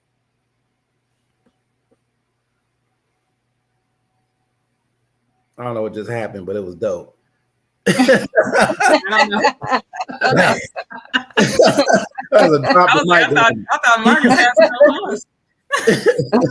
That was a drop the mic moment. That was dope. Yeah, I was like, all right. The sound effects is dope. That's me, you guys, trying to set us up for the video. But go ahead, Marcus. Oh no, it was I just wanted to give y'all a view of the same issues in Detroit, the same issues in Atlanta, the same issues in Montgomery, and all the communities of black and brown people that y'all suffer. We suffer in Pontiac. The only difference is Pontiac is saturated with people running all these different programs and voting right things, and not enough people to actually advocate for people that that actually look like us. So hope has already been sucked out of Pontiac. Our children don't have nothing to look up to or believe in because ain't nobody standing up for them. Right. You know what I mean? And so, and like I told them before, I feel like for somebody asked me, why am I doing it? I'm like, if not me, then who? You know what I mean? If you did this to Lisa, my brother, you've done the same to me. So yeah, I'm coming after you. That's what I have to do. Hold you accountable. So I just want to say, bring things full circle, and that's why I was told, like, why are you creating a voting corner? There's lots of voting organizations or whatever, and I said because I need something that's centered in justice. The voting is just a tool, because Albert Williams was my great grand uncle, and he was killed for helping people franchise the right to get access to the right to vote, and the movement in the South was not because they wanted to vote because that's what white people did or because that gave them prestige. It was because of police brutality and the lack of fairness in the courts, is from everything to like land usage, because like a lot of the enslavement owners or whatever, owners of slaves, like they would get like last minute remorse before they died, and they would will like a little bit of land to former slaves, but then the courts would end up taking it away as needed because there was Black men weren't even allowed in the courthouse in a lot of places. So we can't have voting. So my point is, I agree with you. You can't have voting rights without justice. Like, they don't go together. Yeah. What you about to say? Say it. Say it. I think I'm gonna set this one out. I'm gonna say this for a sidebar for you, Miss McGraw. Okay. Allie, before I play Crystal, I'm gonna play your video. I think this is a good time for it. So Healing Justice says, bro, we're at 50K, and like it's literally crazy. Like it's unbelievable. I thank you for everybody that's here. But I've been hearing about this kind of safety issue that's been talked about, like, make sure I stay safe. But let's actually just talk about, and maybe wonder for a second, why the United States government stopped assassinating black leaders. Because there's a reason for this. Like, for why Malcolm, MLK, Fred Hampton, were gunned down. But in the 80s, it's crickets. We're going to talk about why there was crickets. Right? Like, and it's like, do you really think white people had to change their heart? No, they just switched the method. Let me break it down how they switched the method. Right? So there's coin, right? And they spent the 60s and 70s wiping out radical black movements, right? They infiltrated, arrested, they murdered. Once they silenced the revolutionaries, they didn't need assassinations anymore because there wasn't a movement left to kill. By the 1980s, black radical policies got swapped for black excellence, right? Instead of liberation, they were bag chasing. So instead of MLK, we got Michael Jordan. Instead of Panthers, we got black CEOs. And don't get me wrong, I love seeing us win. I love seeing us black folks win. But success within a system is not the same as dismantling it. Right? Like it's not the same thing at all. They stopped shooting us down in the streets and started letting us make it as long as we played by the rules, right? You could be rich, famous, and powerful as long as you didn't step out of line. As long as you don't challenge white supremacy, the moment you step out of line, you're going to get blackballed, discredited, thrown in jail. They're going to go for you, right? They're not concerned about a person like me. They waiting for me to be in the front of a protest saying something too loud. And keep in mind, they did not stop with oppression, right? They just upgraded it, right? We're in the new model. Instead of assassinations, they gave us mass incarceration, lock up powerful leaders before they rise, media hit jobs, turn revolutionaries into clowns, right? And economic pacification. Don't fight, just get money, right? That's what they want us to think, that individual wealth is the same as collective freedom. Nowhere close. They want us to believe that buying black is more powerful than fighting back, right? But listen, representation and revolution are different things, right? The integrationists, they really got their little way, right? They really did. They got to be seen, right? And I just don't think that's all we want.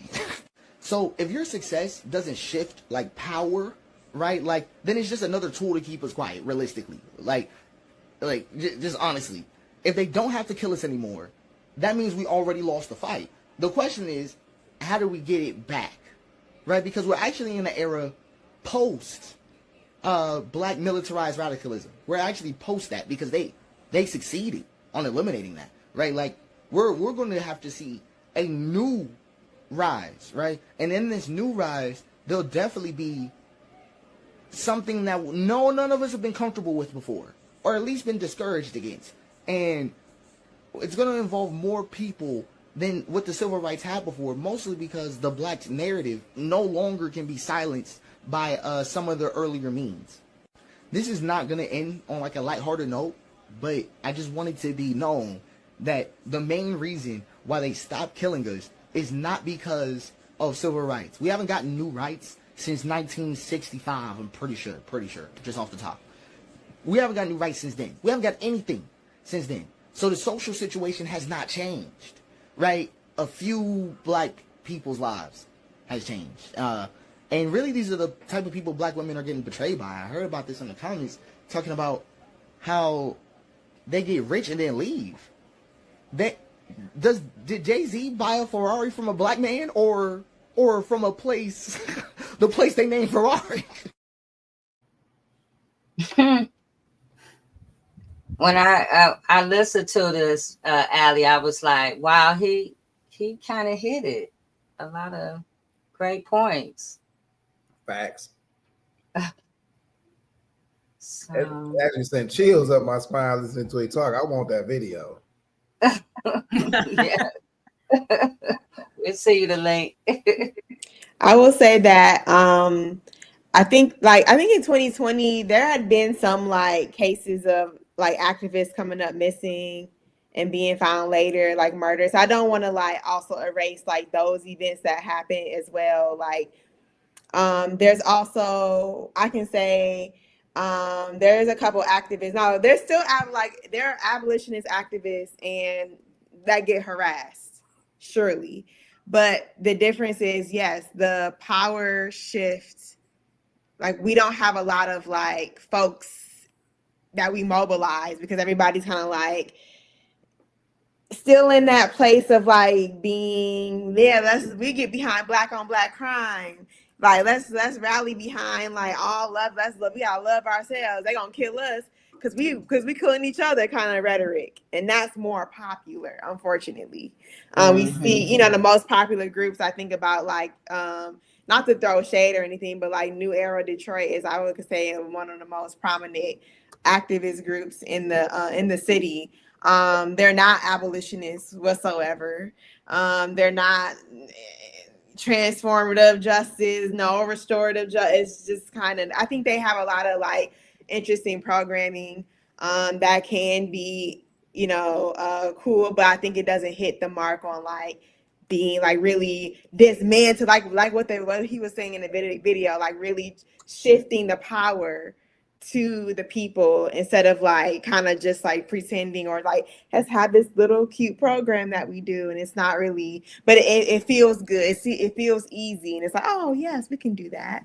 Yes, support Black businesses. Oh yes, we have businesses that, you know, are considered safe zones, but yet they have Project Greenlight, which is a police surveillance technology attached to it. But like, let's forget about that. They're Black on, la la la la la la, right? Like, let's close our ears. So I think a lot of times, like, it's hard to be abolitionist organizer and try to move people to our side when there are like, you know, kind of this like liberalism or like these talking points that are not really abolitionist or like revolutionary.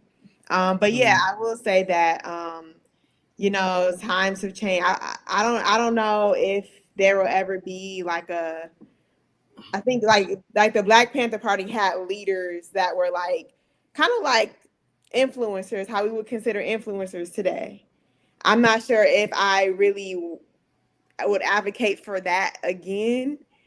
Whereas I would more so love to see like movements with multiple leaders that are like interchangeable, not just like one person, like Yana is the one. Like, don't put me up on that pedestal. I'm good on that. But rather a group of people behind, you know, like we have interchangeable leaders, you know, we you know, I'm a part of the BLM Detroit or whatever, or just this abolitionist movement. I don't even got to be attached to a group name, but definitely, yeah. So I think that's also like kind of weighing those differences of what they did in the past and like now as well. But yeah, I agree with what he was saying in the video. Yeah, I feel like, yeah, what you were saying, like first, all of this, like building new systems, all that, it starts with drawing that hard line in the sand between these different groups. And to build a whole new system, you have to be abolitionist. You have to have those values. You have to live by that. And I say all the time that abolitionists are on a whole nother wavelength because you have to have a whole nother level of consciousness to be there. And Black excellence is great. It is. But we can't just be doing, like, if we're not tearing nothing down and building nothing better, then it's not that excellent. It's not. It's not, because I'm still paying these same white corporations. I'm still paying them my Black dollars. So it's not so excellent. And then it comes back to bite us every time. It comes back to bite us when we see another Black boy shot. It comes back to bite us when we see activists who are harmed and people who are deported. Like, it just always comes back. So honestly, at the end of the day, it's going to take some hard conversations and us holding each other accountable, and not always when it's easy. Sometimes it's going to be hard. We just have to be accepting of that. Well, I want to say, and what is success without a successor? You know, we talk about Black excellence, and that's like a tag code now, you know, for everything. But how successful are you if you're not creating success, if you're not moving communities, if you're not making other people successful? You know, we just have long gone the days of the idol, you know, the one person that we look up to. And like, you know, like Yana was saying, I don't want to be the leader because we all are leaders, right? And so if you're not creating other leaders, then how successful are you really? You know, how you just have money. But if you're not teaching anybody to do what you do, if you're not creating, you know, other spaces of success, then really how successful are you? You know, you take your bag and you move away and you create, you know, community somewhere else, and you spend your dollars somewhere else, and then you come to us and say, hey, be like me. You know, we don't even see you. And you know, so that's my thing on that. I just want to say, I know I'm a part of Black Lives Matter, but there is a difference because we know the leaders of Black Lives Matter Global was the ones that got all the money. I'm a part of Black Lives Matter Grassroots. And two different entities. I just want to make that clear. Like, well, why are you working with BLM? Like, hold on, not me, not me. Can you explain the two different? Because I was trying to explain that to somebody. I didn't really know. Can you explain the difference between the different Black Lives Matter groups? Okay. So yeah, the Global Foundation is like the ones that like they were like pretty like those were the ones who were the face of the organization, the leaders. Is that Cliff and Latasha? Yeah, and they were like, yeah, they where they didn't do anything illegal or steal money. They were just kind of like just profiting off of, you know, legally profiting off of the movement. They were buying that $400,000 properties and all that stuff, like just living it up off of getting rich off of other people's demise and death. So that was that. And then you have Grassroots. That is ran by Melina, who also ran for vice president with Cornel West. And so she like that branch that I'm a part of is more like we have different chapters and we actually are community groups that do work. Like, and so then there was a split when all that stuff was happening. So they took a lot of our money. And so we were, you know, legal battle, like that's supposed to be ours. Like we supposed to get some of that because we actually do the work. Y'all just are influencers. Y'all just are the face and you just, you know, just y'all are the rich ones. We are the ones doing the work. You know, we ain't making no money. So that was kind of like, that's like the difference between the two. And they're the ones that be so middle of the road of everything. Like they were like, they be something like free Palestine. No, I agree with both sides. Like that's not us. We are completely separate from them. We actually got beef with them.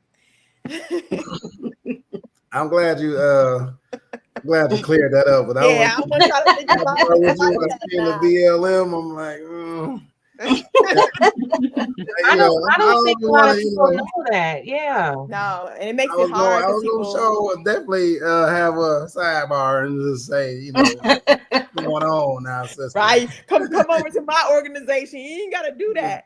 Right. You know, we don't want to be exploited no more.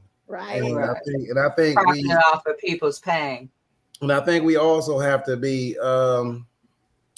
aware too that it is people that infiltrate our movement for their own personal gain. And I can speak to being someone formerly incarcerated that I was being exploited a lot for my story to where people were fundraising off of it. I'm just so, you know what I'm saying, so happy to be able to tell people what it was like and how we can change these things. And they were just happy with paying their bills. So they didn't care if I couldn't pay my rent or couldn't pay my bill. Here, we want to hear your story, your success story. We're going to get this money off of that. And we're going to give you we'll give you a Subway sandwich, and, and a camera, a Photoshop, a photo op, and we good. And then I got to go back to my continued disenfranchisement, to my continued legal discrimination, and keep fighting for freedom while you going to buy a $500,000 house and a car when you can actually help feed people. So I mean, you know, and that happens a lot. You know, Mhm. I even ran to people that talked about, "Hey, prison saved me." Marcus, do you think that prison made you better? No, it traumatized me. I'm fucked up and I'm still in counseling. So, you know, so if that happened to you, more power to you. But I'm Marcus, claustrophobic.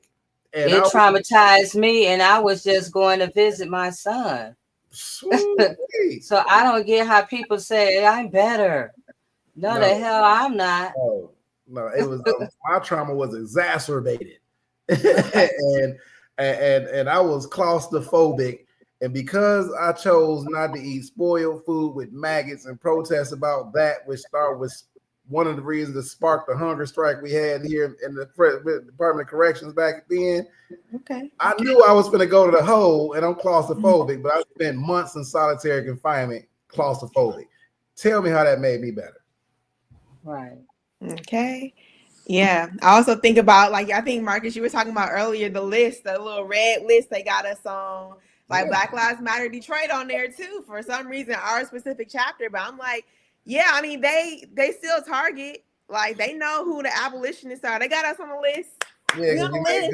because you making movement. You As soon making as we moves. get a little power, a little people power, guess who they gonna be at my front door. I already know. Look, well, thanks for explaining the difference, because I'm like, okay, now, Miss Lynn, Right. we got to have a conversation about accountability.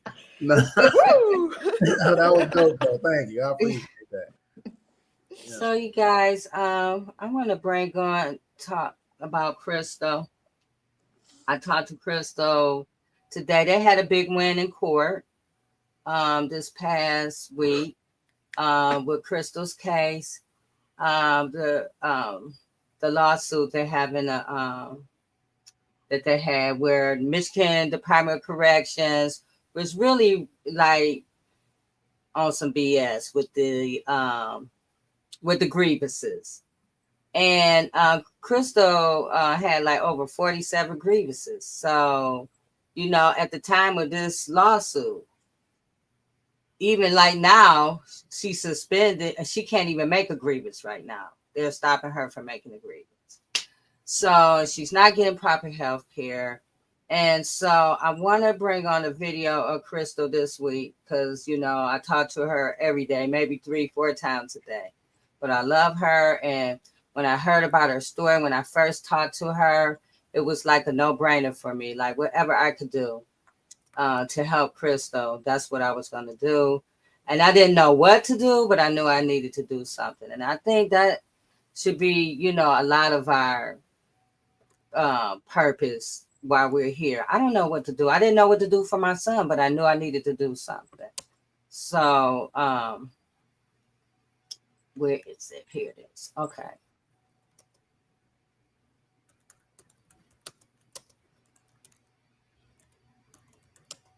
I'm really like, I'm not going to sit up there and say, I do believe in God, but I'm a little scared right now.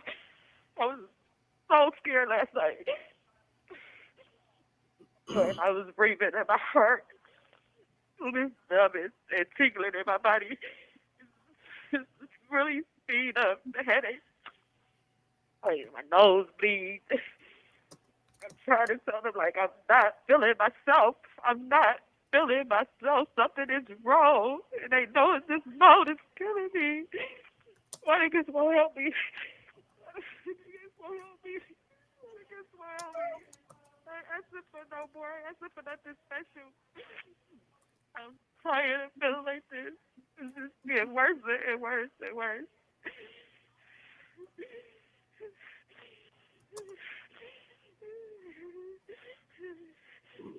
I'm trying. I'm trying to fight this.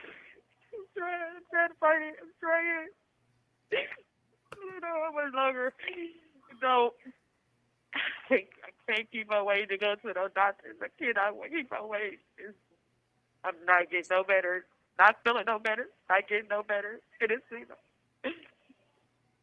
nobody is listening to me.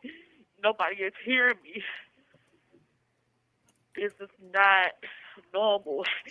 Like, I feel like confused. I'm seeing things. Something is wrong. I'm telling y'all, something. This is affecting me bad. It's really, really bad. Like, my breathing, my nose, everything, like, barely still bleeding blood. Can't make a bowel movement. It is not normal. My ears is so, you can see it. They green and black, and they like fuzzy, and they swollen, and the hole in the ear is just closed on the right side. It's closed. Like, this is this is bad, y'all. I'm telling y'all, this is really bad. This is really bad. And I've been trying to get indoors, stay strong, keep my head up, walking, and just try to ignore it. I can't do that. Can I do that no more? It's not good. I'm telling you.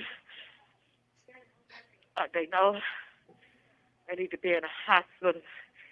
They know this. Every time I tell them what's going on, they ignore it. They won't put it in the system. They won't put it in the computer. They make it seem like it's something totally different.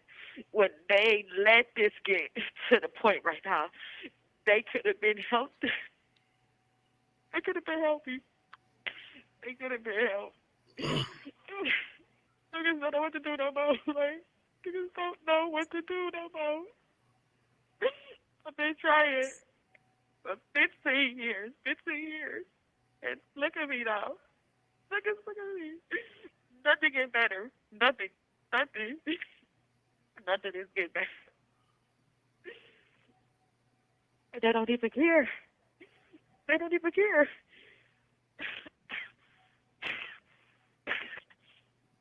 I'm just tired, y'all. How is they still working here? How is it that I'm walking around looking like this and you can see that it's a problem and something going on?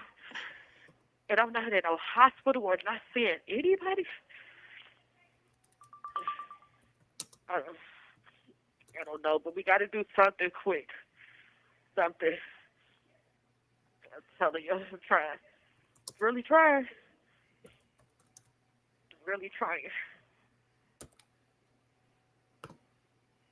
I don't even know what to say no more. Help.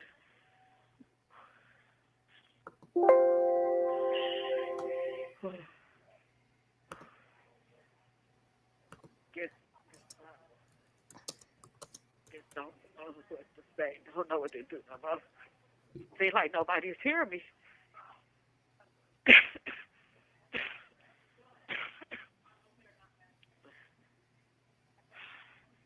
Gotta keep on praying. Gotta keep on praying.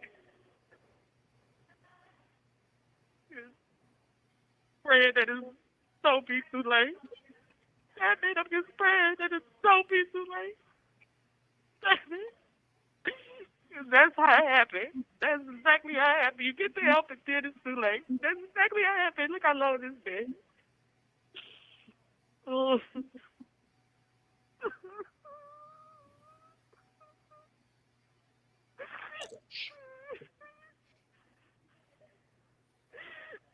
I don't deserve this. I just don't deserve this.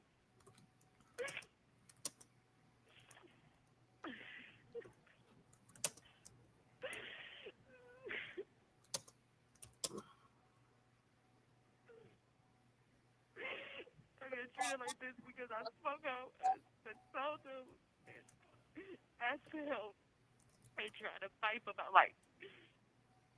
But this is the way you get treated. When you stand up and fight for yourself and fight for your life and ask for help. This is what they do to you. This is what they do to you. You get ignored, you get talked about, you get neglected. This is what they do to you.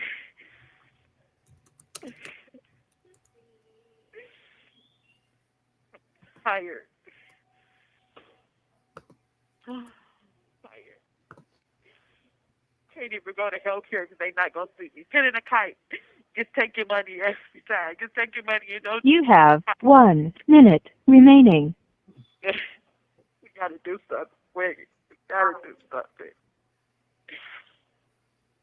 Oh God. Oh God. This is wrong. It's wrong. Pray to God.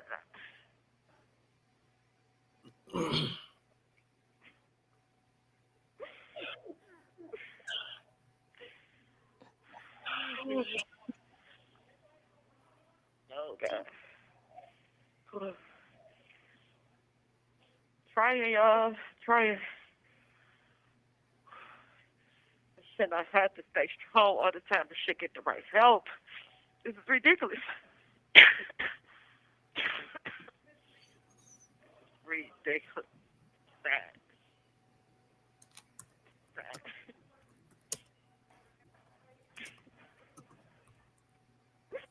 Thank you for using GTL.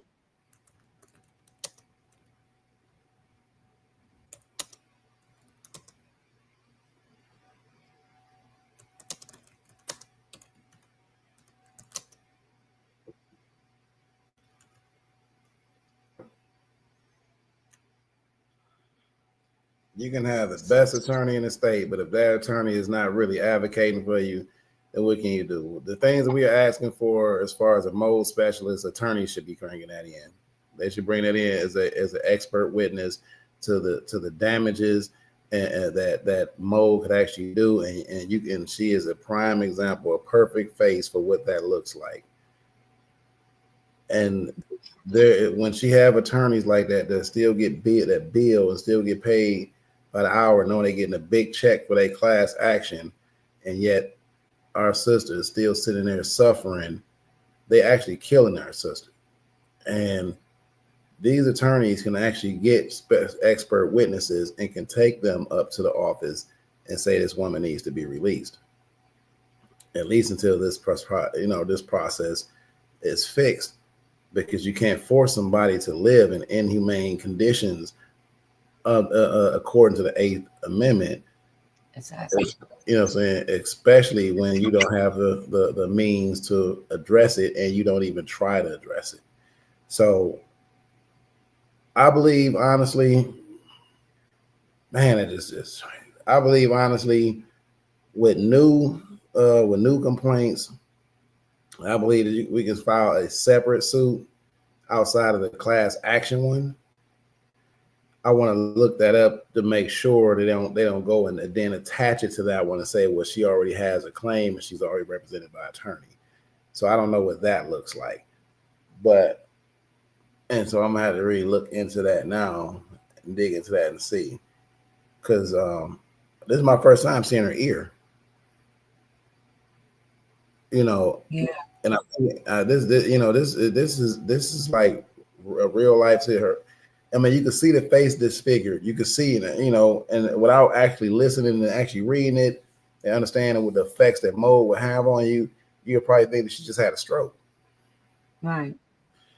You know what I'm saying? Because I was under the impression she had a stroke because of the lack of Medicare. And now after reading what mold actually does to you, you know what I'm saying, physically with long time exposure to it, that's what that is. Yeah.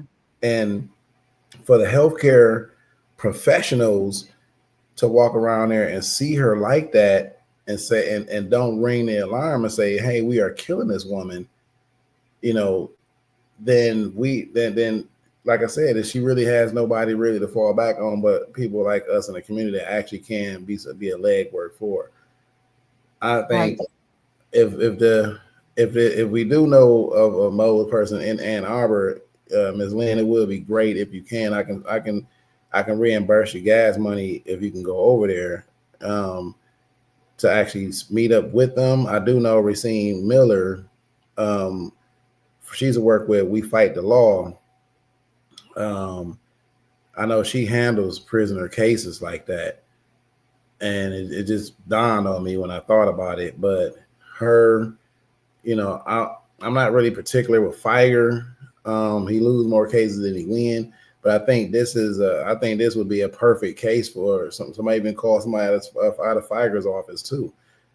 He of course they're going to have a question of does she have an attorney, but attorneys can also file an amicus curiae brief to add themselves to the argument and then take the lead on it if the other people are doing what's happening now, just sitting on the case laxed because they don't care if you die. You know what I'm saying? They gonna get paid. They gonna get paid more money if you die. You know what I'm saying? So the bigger the settlement for the class action, the bigger they paycheck. So it's just like somebody sending you to prison and wrongfully convicted. You know, they don't give a fuck. They're gonna wake up the next day and still get paid to send somebody else to prison. You know what I mean? So there's no accountability in that. Now, we have police accountability bills and stuff like that, or prosecutor accountability, then maybe they might not do that. If people in a healthcare field in prison was held accountable for what they allowing to continue to happen to this young lady, then we won't see that. But until that day happen, until prisoners are allowed to vote in the elections, you know what I'm saying, they're still gonna be the forgotten voices, and people like Crystal will suffer and die. So yeah, I think it is up to us to have that. Okay, I see you put it in the chat. I don't want to overtalk, but that just did something to me. Yeah, they're literally giving her a death sentence, and Michigan doesn't even have a death penalty. They know what's going on in that prison because every time somebody come in there, they wake them up early in the morning and make them paint over the mold.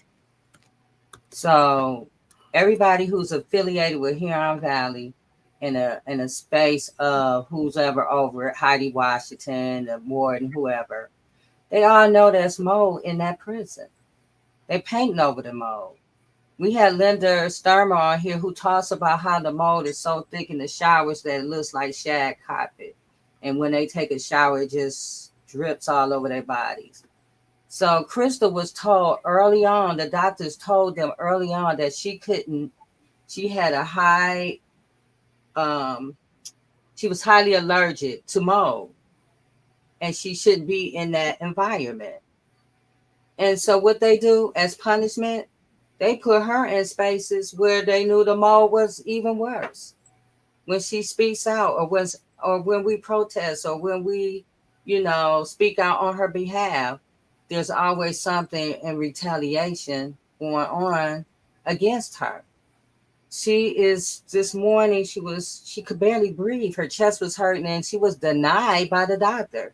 And we told that to the governor's aide who was at the event today. She said, well, why wouldn't he see her? And I said, because they retaliate against her. Just because she speak out. Just because she's telling everybody about the mold. She's on prison radio. She's on all these different things talking about this mold for years. Until now, she can barely, get up and move around. She's on a walker and in a wheelchair. Well, she was in a wheelchair, but they took that away, and now she's on a walker. So we're not going to stop talking about this. We're not going to stop advocating for Crystal. So we asking everybody that listens to this that we have a call to action because you have the power to save a life. We need Crystal out of Huron Valley, and we need to close Huron Valley down. I know the lawyer was like, no, we need to advocate for I'm not advocating for no new prison. We could close it down because don't nobody deserve, I don't care what they did to live in a mold infested environment. If you lived in a mold infested environment with children, they would take your kids away. The state of Michigan would take your children right out your crib. But it's okay for these women to be suffering, and even for the ones that's teasing her and doing all kinds of crazy stuff to her. She's even standing up for them because guess what? You're going to be sick from this mold. One of the ladies that's part of the lawsuit who is out of the prison now that's still so sick, her doctor said everything that's wrong with her is from that mold. So we asking you to contact Governor Whitmore, who has a medical clemency application on her desk. We were told that everybody know about this. They know about Crystal. So we asking for you to write a letter to support Crystal, to support her medical clemency. Ask the governor, what's she doing about this? If you want to know more about Crystal, here's her link tree, Fighting for Crystal. Go there. There's other ways that you can support her. You can support her financially. And then we also ask her, to share her stories, share the flyers, a hashtag free Crystal Clark. We want to get as many people behind this movement to free Crystal, to bring her home so she can get the proper medical care. We found a doctor that seems like that might be the doctor for her, but we need to get her out of that space because they are not going to do it at Huron Valley. So with that being said, I just wanted to leave that with everybody before we leave tonight. Leslie, do you have something that you want to say? No, I'm just taking it all in and taking notes. Thank you. Okay. Allie, do you have something? Yeah, I just have something really briefly that I wanted to touch on. Just wanted to give everybody a call to action, something that they could do. So first, I'll give a little background. There was something called the Green Book that was created by someone named Victor Hugo Green. He was a postal worker, and he created this book so that Black people would have safe places they could travel to. The book basically showed you where you could go that was safe, where was sundown towns, where it wasn't, and it showed different states and really broke it down. That was a book he created and gave out to folks every year, and people use that. That ended when the 1964 Civil Rights Act passed. So what I'm saying is that we can create safe spaces for each other. It starts in our backyard. So what Victor Hugo was doing, we can do now. We can do it in the form of what a lot of people like to call a zine. So I suggest everyone connect with local leaders in your community, Black community members, connect with the most impacted people, and start to draft these types of books so that we have these safe spaces. And from there, we can build out systems of accountability, because that's the starting place is finding out where is safe. What does safety look like? Mm-hmm.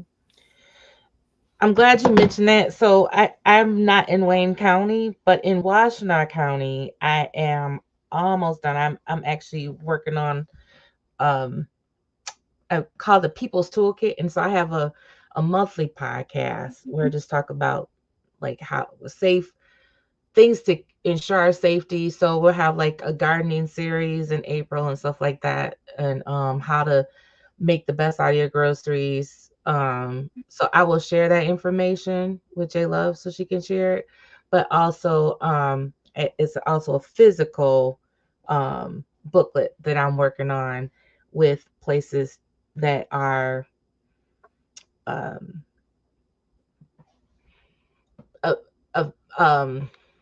in good rapport with the Black community. Because like where I live, it's 13% or 13.8% in the country, but where I live is like 6 or 7% in Ann Arbor. So we can't just say only Black. This is not enough of us, but we know where we can go and where we be respected and that kind of thing. And also like survival kits. So I'm in a activist group here where there's like what kind of things you need in your first aid kit. I got a transistor radio here. I'm getting all our stuff together here at the house too, in case of a blackout, all that kind of thing. Tia? Just such a wonderful conversation tonight, and I love the ending. And yes, Allie, you and I on the same page. I looked up the Green Book today, just to look at it one more time. And what we need to know is if you put that in Google, it still will come up today's places today. Now, some places are in denial. Like I put in for Georgia to see what it said today, and they're not claiming anything, but Michigan still has it. So we have in Michigan still the sundown cities as of 2024, maybe 2025 too, but I know it had it for 2024. Ferndale was in there. Dearborn, I think specific Dearborn Heights. I know Livonia on there. Yeah, Livonia's on there, but you'll see specific ones on there still today. You do have cycle. Yeah, you still have states that are in denial. Georgia, which we know there are definitely some sundown areas, and I don't even live there, but we know according to the reports of what we see in the news and bodies coming up. So I am in agreement with the fact that it is up to us. It's up to us to come together as a community. It's up to us to begin to communicate and to heal and to get safe, like you said, Jay, and the rest of you who've been talking about safe places, developing these safe spaces, and even more than that, develop it in your home. Have a safe space in your home. Do you have a home? Do you have a place in your home that is a place of healing? Are people coming to you and do they feel safe? Or do you have family where you are hiding abuse? It's time for us to get real with each other, get real with our families, get down to the nitty-gritty of healing and making sure that the oppressive mind does not continue to the next generation. How do we do that? Where do we begin? It begins with us. I'm excited about today because I'm knowing that my brothers, my sisters are with me in this dispensation so that we can transform the negative narrative that we have been sold. Yeah. Thank you, Reverend Tia. And Yana. Thank y'all for having me here. I appreciate y'all so much. It's good to talk to y'all. Definitely want to get in on this Crystal Clark situation. If I can definitely, BLM can definitely use our platforms to uplift and vocalize, even make an event. If we want to do like a call-in event, like we just get people to like call or write letters, like just have events like that, we can definitely help like facilitate that and get some momentum going on that, because this is ridiculous. Definitely want to help out with that effort. Again, thank y'all so much, and follow BLM Detroit on Instagram, Facebook. Just to get information. We have a membership meeting coming up, so if folks want to figure out ways to plug in to different work, we are definitely open to members. Yeah, and also invite me back. I love this. Yes, we will. Yes, We'll have you back. You'll be on the other end. Hey. Yes. And also, in April, we are going to have a event, informational event in Ann Arbor. Ypsilanti one in regards to Crystal. The students at your event are working on that now. And so maybe I'll connect you with Trisay. For sure. So, absolutely. You can be involved in that. And so again, before we leave tonight, we just want to call you to action. You can say Crystal by contacting the governor's office, by email or letter, regards to Crystal Clark. This is Crystal's information. Crystal Denise Clark, number 435064, Women's Huron Valley Correctional Facility, 3201 Bemis Road, Ypsilanti, Michigan, if you want to, connect with Crystal. So again, thank you guys for joining us, and we'll see you next week on Turning a Moment into a Movement. Good night. This little light of mine, I'm gon' let it shine. I'm gon' let it shine.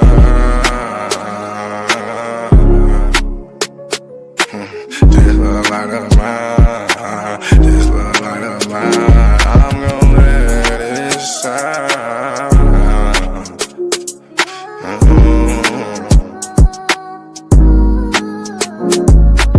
This little light of mine, I'm gon' let it shine. I'm gon' let it shine. This little light of mine, I'm gon' let it shine. I'm gon' let it shine. Oh Lord, just let it shine. This light of mine, this light of mine. Oh Lord, would you please just let it shine. Take the drama out of my life. Oh Lord, every night the pain ain't right. I wake up at night, I never sleep. 26, 10, and 7, that's just me. Every day I need a little seed. I need a little fresh air, man, I need to breathe. All I know is trauma, all I know is tickets. All I know is no visit, all I know is a mission to get straight up out of prison. Lord have mercy for it. Lord have mercy on my people. Preacher Mary Washington and all my real.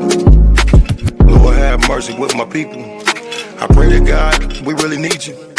When I was down bad, when things weren't going right, every time I prayed at night, I put my hands up in my face. I said, Lord have mercy, little light of mine. Lord God, please let it shine.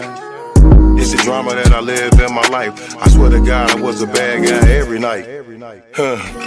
10 toes down, salute. Everybody suffering, everybody who trying to make a way. Everybody looking for the sky, everybody looking for that piece of pie. In a law library, I know what that feel like.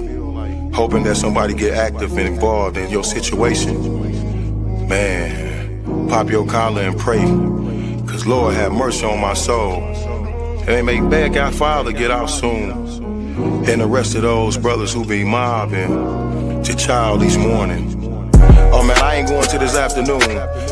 Man, I'ma miss dinner today. I got a couple noodles. You know what that feel like? Yeah, you know what it is. And if you a victim of a wrongful conviction, suffered and served by Ken Worthy, then I know that you know what that pain feel like. And your mama know what that pain feel like. Your father know what that pain feel like. With that light, let that little shine. Let that light shine, a little light of mine. Bad guy, Doughboy Week, all these great people in this great world of ours. 10 toes down, salute. I appreciate you, bad guy. I appreciate you, Week. I appreciate the tech. I appreciate everybody in the studio. We gonna pop off the LV. Ooh-wee. Cause that's what they be liking to see. But I hope you hear the missing when you see me fresh.